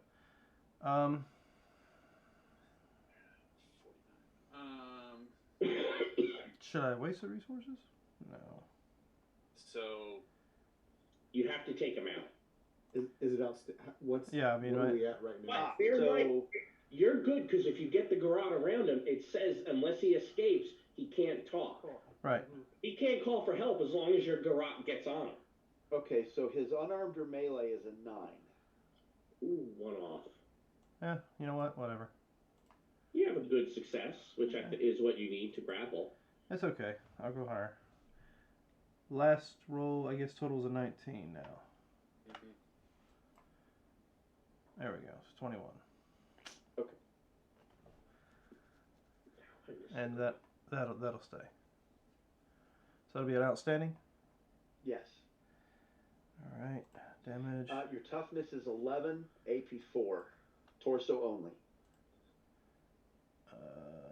So then there'll be no AP. You said 11, so that means it'll be a 7? 11. Oh, so you bypass armor? Well, I'm going right to the neck, and you said it was chest only. Fair. 7. There you go. So since you're doing that, I will basically try to punch the guy in the side of the skull. You know, right about the temple where you can do some of that maximum damage. So I'll do the +4, -4 as well. Okay. And let's try that. Yeah, I know. Ooh, a 5. Nice. That is a standard success. Yeah, I'm not done. I am not. We need better than a standard. So there's the possibility. That was a terrible roll. Oh, by the way. Yeah. Hang on. Okay. So I'm hanging on. I did have the +4 and the -4 because May have to retcon something. Hang on. Oh, sure. Okay.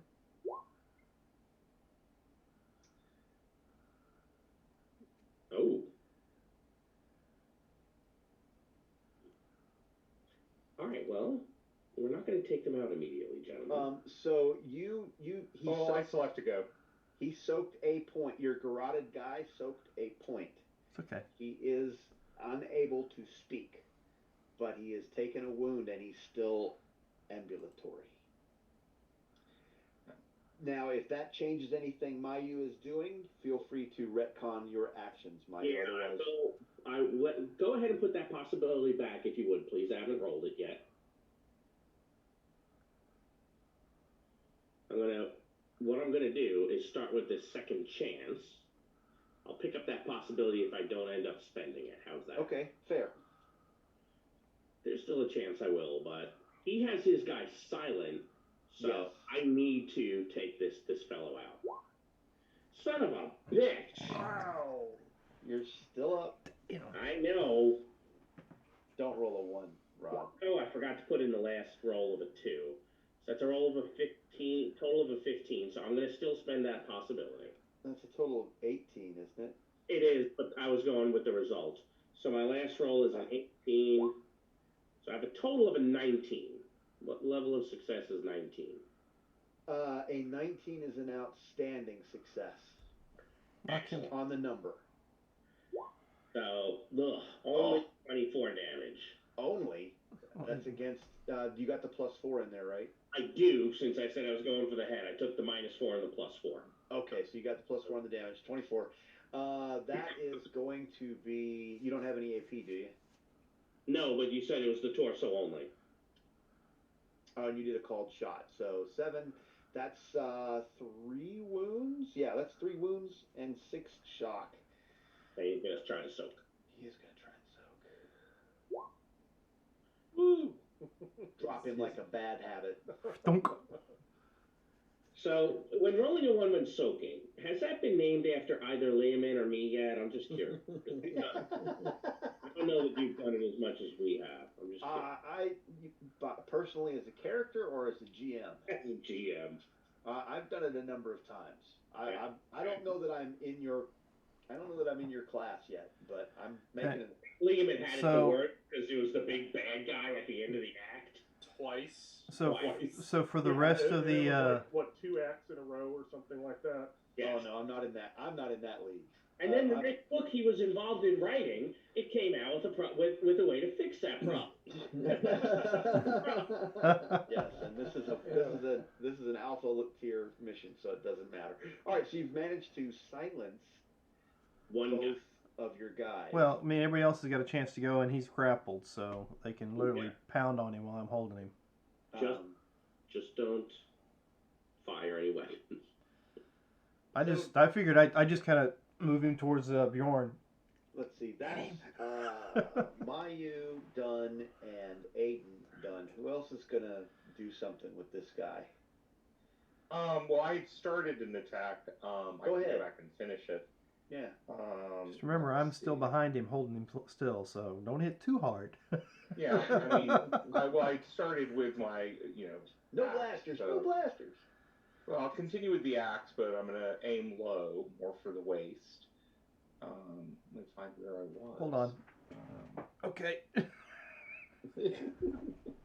Kind of teeing him up there. I'm just getting my lower half away from him. Yeah.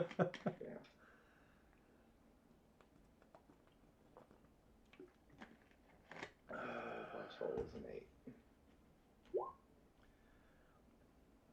And let's see, where is that? 26 is outstanding. That's an outstanding. That's gonna be. You're gonna take him out. Yeah, probably.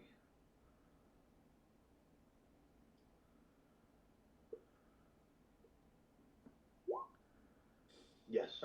Well, I still get to I get to re-roll that 6. It's still a 1, so a 19. Okay, so currently I have a wound and 2 shock. You don't have any AP, do you? No. Okay, so I have a wound and 2 shock. And So he's still squirming. yep, he is.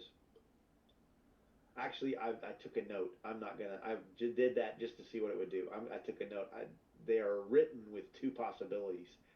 That's a little much. I'm gonna back them down to 1 because. Yeah, because it's nigh impossible if I give them the ability to soak twice to take 2 guys out. But if I give them the ability to soak once, it's more challenging.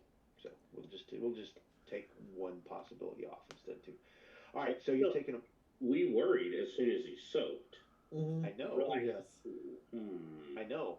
That's why I took the note already, and I said, let me just see what happens here. And that's why that's what got me to spend a second chance and a possibility, was knowing he could do that.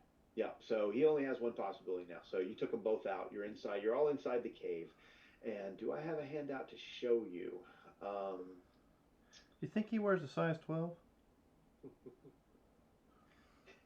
No, he probably wears a size 14, but it's okay. You can always be short. I do have it. Okay, so let me go ahead and get you guys, now that you're inside the cave.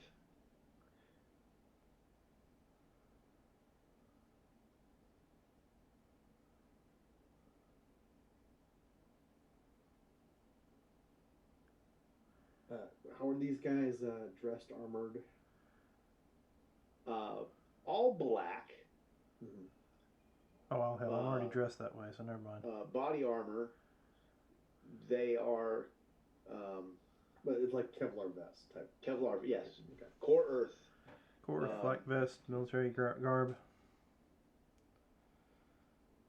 Hang on. Wait for it. I think I need to scroll down. Nope.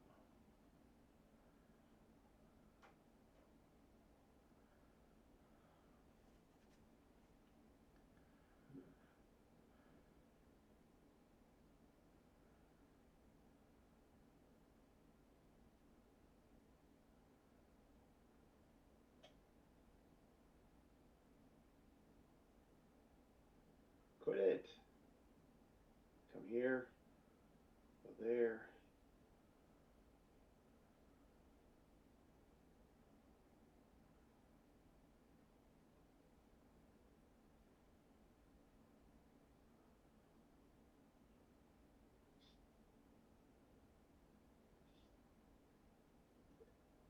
And let's see.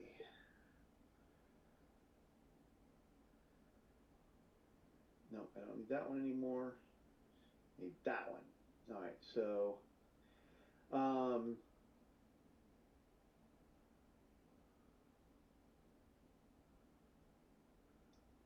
so there are 7 of the Adinos and humanoid guys with those funky things on the backs of their neck, lying on the ground asleep, or leaning up against the back of the wall, looking at you, and they don't move when you come in dragging bodies. They don't react, other than maybe to move away from you as you drag bodies in there. The opening here. Oh, let's change Mark's color so it's not white on white. The opening here is blocked. It has some kind of tightly woven rock chute gate secured with a chain and a padlock. Which one is that? Yeah, I didn't see that either. Do you change your color to? He changed it to black, so to black from white. if it pinged in the black, we wouldn't see it. I'm pinging in the section that I revealed. Are you in the GMs there? Yes. Yeah, that was me in gold. Oh, yes. Oh, my bad. Yes, I was on the Okay. GM layer. There you How's go. that? Yep. I guessed correctly. You did. Yes. The other three openings have similar rock chute doors or gates on them, but they are not chained shut. Well, first things first, we can lay these bodies in a... Is there an empty mat, cot, or something for them to lay in? Nope. Dirt floor. So the ones are, if we go up to somebody with one of the things on, like shy away from us. They do shy away, but they don't move away. Okay. Can I examine how this is attached to them? Before you get too far, Sure. somebody asked what the guards had. They have a Glock 9mm. They have that HK UMP-45 submachine gun, a grenade, 2 grenades, a machete strapped on their back, and some kind of funky gun that has a really, really big bore and a fat-ass grip. you can get your hand around it, but it's not chunky like you're grabbing like this. But it's just if you hold it, it's really thick, and it's got some kind of a. It's almost got like a ring on the bottom, like you might like a. Um, like you're going to put a lanyard or something on it. Okay. Okay. Any cartridge or clip? It has a bolt. It looks like it looks like a bolt action pistol. Oh, like a, what was it called? The PP-38?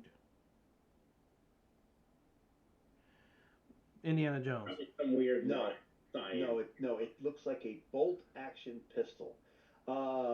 Those of you who have ranks in beast riding, please give me a free roll. Robert? Okay. Yeah, we're doing it. That is Bjorn. It's a trank gun? I will spend a possible. No, don't spend. Don't Okay. spend. Aiden, as you have this revelation that it does in fact look like a tranquilizer gun of some kind. Okay, might be something that MI6 would know about. And as you're looking at that, you notice that there are some kind of cartridges on the holster. Spot for 2 cartridges. Okay. Well, I will pass that information on to everyone else. These shoot darts puts people to sleep. It's good for silent infiltrations. Or putting to sleep an animal that's coming at you. Whichever one you want to use on. Pavel will take one of the trank guns and the cartridges that looks like they fit, and go. Okay, I am ready. Does anyone else want the second one? Maybe we should take their armor off and make them look dirty. And I was thinking maybe lay them on the ground with the rest of them. Make them look like they're sleeping. Well, I was going to make them try to look at the things on the go. back of their necks and take one of them off and put them on them. Yes. Put that on your line item. Will do. And if nobody wants to take the second one, Aiden will take the second one. Okay. So, Pavel's about. So where are you looking? Scavenging stuff. He wants to take one of the guys we've taken out and check the device on the back of the I want to look at the contraption that is attached to the captives. Okay, give me a medicine roll. I do not have medicine. Just first aid. I'm sorry, you cannot. It looks like it's stuck on their neck. Okay. Medicine's trained only. Yep. Let me see that. Let me see that. Does Hanubai Ren have any ranks in weird science? No, I do not. Hey, Mark, I'll Yes. take a look at it. I am You trained in medicine. Okay, knock yourself out. He did. Oh shit! Wow. Hold on. We might want to go for it. While you were gone, we did get 2 tranquilizer guns. I saw. I will spend one on my phone first. Drop that there. Was it a D12? So, You're gonna get it, Jim. Yeah, I know. It's definitely going to get it. It's just how many resources at this point. So, Mark, clarification. D12, it's just your challenge for it? damage 12. Oh, Damage 12. damage 12, okay. That's what I was wondering. Just curious, everyone, does anyone else have a hero or a drama? I'm just curious which double I'm going to spend. I have a hero. Okay, then I will spend a hero.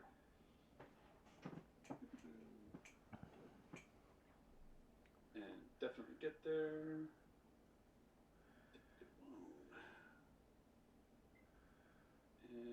There you go. Oh.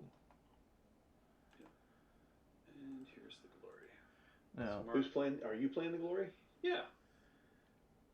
He's getting us there all. Doing it all. Yep. I will take back my possibility that I spent, Mark, so you don't have to give me one. Okay. alright, and what Okay, were so- you doing?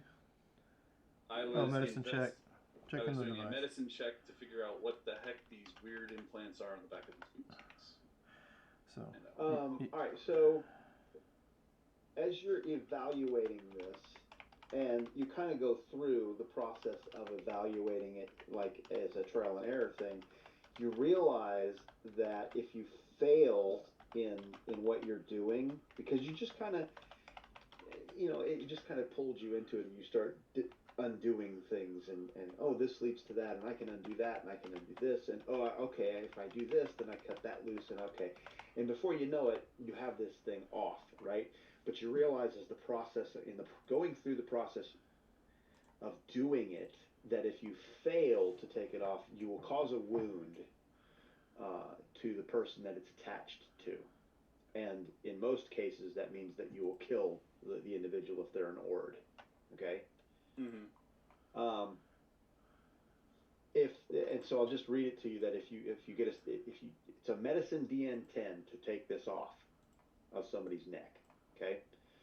If you get a standard success, it's off, but they're stymied for an act, and it causes a wound that can be healed normally. Again, if they're an ord, that will kill them. Right? If it's a good success, the device is removed and you succeeded in avoiding causing a wound, but the individual is stymied for an act. Cannot remove that. Can't be healed. They're just stymied. And if you have an outstanding success, as you just did, you've done such a good job that there are no ill effects to the person at all. And let's R 1d2 human adenos. You pulled it off of a person, so you have a human, a living land human that is kind of, they look very disoriented. Their eyes are almost dilating out one to the other, and they're kind of looking around, and they're blinking a lot, and their motion is stopped. They're no longer this steady, smooth motion. They got more of that halting kind of look is coming back to them. Calm He down. doesn't even really seem to notice that you did anything.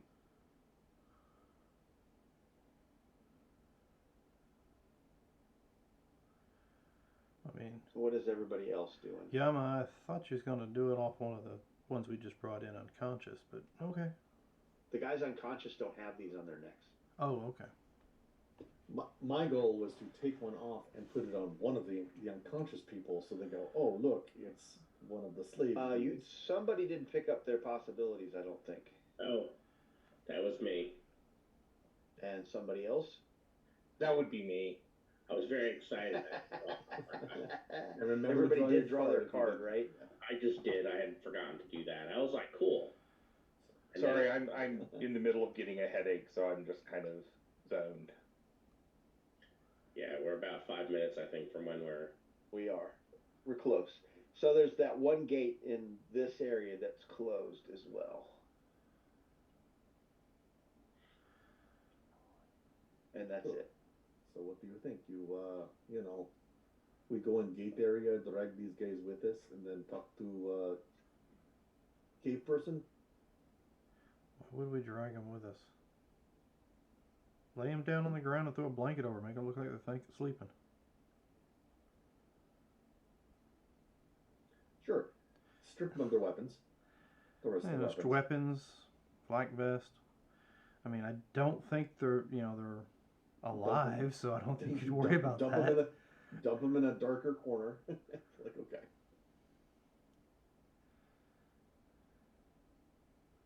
I mean, did you not hear the crack that he did? He hit him pretty hard. I'm sure that... Yeah, anyway. Those gates are wide open, so you can see into those. Is there anything immediate in those areas? Nope. Looks pretty much like what you're standing in. Are there people in there sleeping on the ground too? Nope. Not just in here. Cool. We look like we either go through a little door here, or we go down this passageway. Here. I mean, I knew a guy that used to be said something about going in the aisle. You always go left first, but I mean, whatever direction you guys want to go. Look, do you know how to pick lock besides break it? Me? Yeah, sure. Open lock. Prove it. There it is. how to get someone to do something with intimidation. Yeah, I was gonna say. You are successful. I just read it. I mean, like that? Yeah, you do a pretty good job. Next time we have luck, you do better. Sure. Next time we do lock, I'll hand you the pools and you can do it. I do different way. Yeah, yours is probably a little louder, isn't it? Yes, Yeah, that I was figured why as much. I said you do it and show me. I learned from you. I learned from the best. Let's see. So you've picked the lock. You open the door. He forgot to check for traps. This ain't the aisle. Nile. Sounds the same, but it's not exactly the same. I'm pretty sure there are traps in Nile. They're just not quite the same. Yeah, that's different. These the traps of the. Okay, so you open the gate, and in that room, you see a single man on the floor. He has one of the clockwork dominators on the back of his neck, and he kind of, as you open the door, he does what the others do. He kind of looks up and very casually tries to slide away from you. And he has that little cower, but other than that, he doesn't really do anything. But he's dressed in digital camo that's pretty ragged. And the name tab on his uniform says, he has embroidered captain's bars on his uniform collars, and the name tag says Sarsgaard, S. Sarsgaard.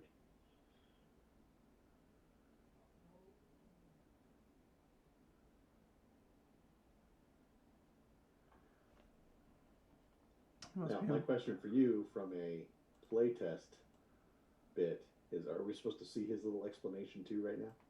Or just see a picture? Uh-oh. Because I can see everything. Well, we can see all of the bio. Oh, yes, the bio stuff. Yeah, it's not. Don't read that. Yep.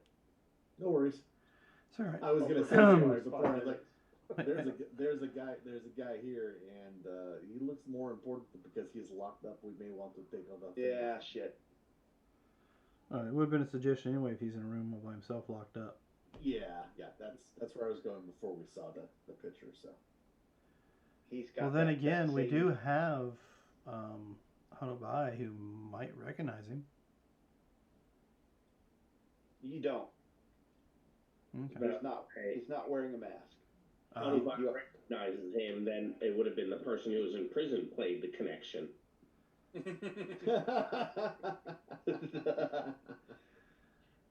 He does have a claw. He does have a thing on the back of his neck, and he does have that glazed expression on his face. Well, like, hey, Yamamura, do you think this guy looks more important than the other guy we helped? Do you think you can take the thing off again?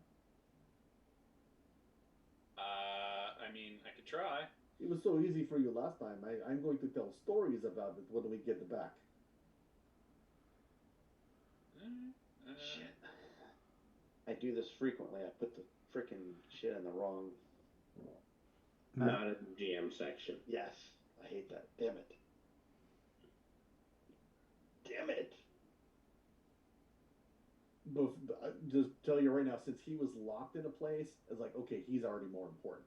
Yeah, I know he's more important, but you know the secret backstory that you're not. But I don't. No, I don't. I just said, oh look, there's words there. I shouldn't read it. La la la la la. I closed the thing and then forgot it. So I mean, yeah. I'll be the only one honest here. I read it. Now I don't remember it already. So. Dan, I appreciate your honesty. Is Yamamura going to try and take the thing off the back of his neck? Yes. Does somebody have a second chance if we need it? Because Give me a second. Killing him. Right. Pretty bad for you. Well, that solves the issue too. Yeah, well, then I could pass him and opponent fails. Yeah, no. No, sorry, I do not have. No second chance. hero actions, but no second chance. No second chance. You got possibilities. You got cards. You got this. Did you get your cards from your glory? Yes, I did. It was an adrenaline, so. Alright. I'm just saying. Don't kill my guy. You said you have an adrenaline? Here. You want to trade me? Sure.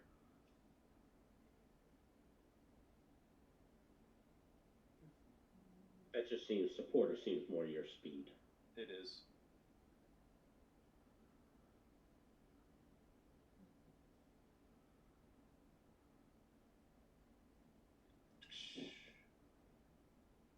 Hey, it's not a 1. It's not a 1. Mark? Yeah. While we're trying to help this guy, I'm going to go ahead and give you this card. Oh, no. Uh-oh.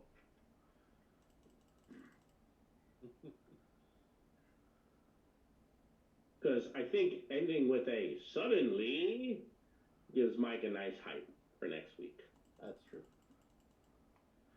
Are you going to try? Oh, and we are in the Nile Empire, aren't we? Yeah. Yep. Basically, we're busting this guy out of jail, and a couple of people come in behind us, and they're like, hey, what do you think you're doing? Or whatever you prefer. But Are you going to try? I'm going to just put this right here. Hey, Jim, you going to try to go any higher with that? Yeah, I am definitely going to try to go higher. I see a hero on the table. Is that what that's for? Excuse me. That's what I was going to ask who was putting the hero down. I deleted it. That wasn't your hero? It was not my hero. Unless it was the one that I had played from. Well, I have a hero, but I haven't laid it down for you. Oh, that must have been your glory. Go ahead. Okay. Oh, so what are we doing with this 3? I'm going to play this here. No, I'm going to spend a possibility first. Because that way I hold drama for somebody who needs it. If I have to.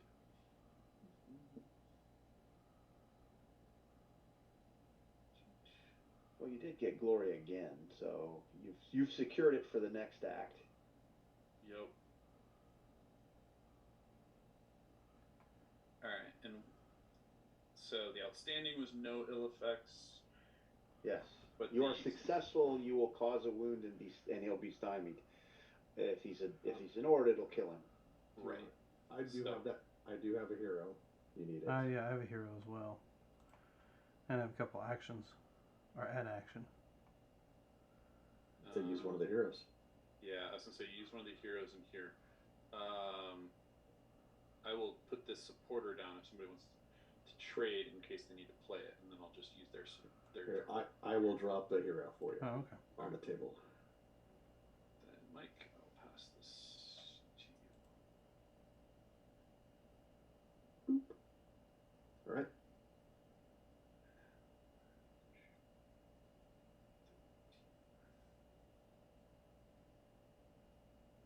Ugh. So close. So we need that. Well, so leaving it as is, he would be stymied for the rest of the act. But if you play the supporter, then there will be no ill effects. Mm-hmm. And no, you last time you cut that wire, not that wire. Oh, thank you, Puddle. Okay. I'm not used to cutting things, you know. You take the thing off of his neck, and he flashes his eyes, and he's blinking, and he seems to be doing a better job recovering than the other guy. The other guy is very disoriented. He's moving around more, and he seems to be kind of hanging out with Yamamura, like I know you helped me, and he's still kind of afraid of the rest of you. But Yamamura seems to be, he's almost like he's got a follower. He doesn't have a follower, but it's almost like that. Hey, Mark. Yeah? For no particular reason whatsoever, do you think we might have a bromance going? He might want to hang out with you because you've helped him, and he feels very much indebted to you, like he needs to do a service for you. So we'll leave that for there, so we can remind us about that next week when we resume. The guy, he blinks. he looks at you, and he looks at the thing in your hand. He looks back at you. He reaches out and he kind of touches it, and he puts his hand on the back of his head, on his neck where it was, rubs it a little bit, pulls his hand away. It's got a little blood on it. He looks. He says, "Thank you. Thank you. You done us a service. I appreciate that. I'm Dan Reed, Captain Dan Reed, Texas Rangers. How y'all doing?" I am good. It is good to meet you. I am Yamamura. This is Mayu, Pavel, Aiden, Hanureb, Hanubi Ren, and Bjorn. I have read about these Texas Rangers, but I thought you didn't play baseball no more. Baseball? No, I'm Yeah, the Rangers from. I'm a lawman by trade. You're a lawman. Okay, we'll go with it. No, I think it is Pan Pacifica with cowboy boots. You can defeat anybody. I'm sorry, but have you seen my men? There are many people here. You were behind the lock and door. I saw a documentary series. Walker. He tries to stand and he kind of collapses back down to the ground. He's like, I don't think I can. Well, give me a minute. I'll be okay. And we're gonna call it there. Okay. As the man who is wearing digital camo with a Ranger tab on his shoulder, U.S. Army Ranger, the name tag of Sarsgaard on his breast tells you his name is Dan Reed, and he's a Texas Ranger. And that's where we're going to leave it.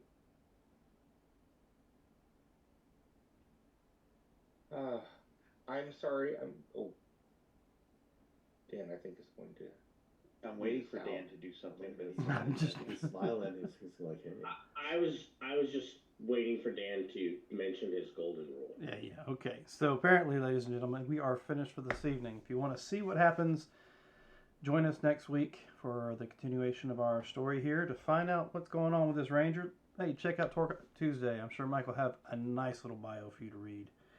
Taking notes. Yes, but if you can't wait till Wednesday for any tabletop role-playing action, come join us Friday for some Consequences of Chaos, and of course Sunday for some more chaos in the city of Savannah as our kindred try to survive with I don't know. We got Faith Hunters on their tail. We got one with a vendetta against the Prince of the City. Come check it out and see what happens. Last Sunday was rather interesting. I'm surprised. And one of them is eating KFC with the college students. Yes. yes, they are. So if you missed it, go check it out. And of course, I'll maybe playing some other games, so you can check those out too. So come back and join us. Don't be a stranger. Remember, we're in this adventure called Life Together, so please keep the golden rule in mind. Treat those around you the way you'd like to be treated yourself. And with that, you can also say, do unto others before they do unto you. No, we won't go that Change route. that up this week. That's the Tharkold golden rule. Yeah, that sounds like a Tharkold rule there. All right, ladies and gentlemen, have a good week. We'll see you next time. Bye.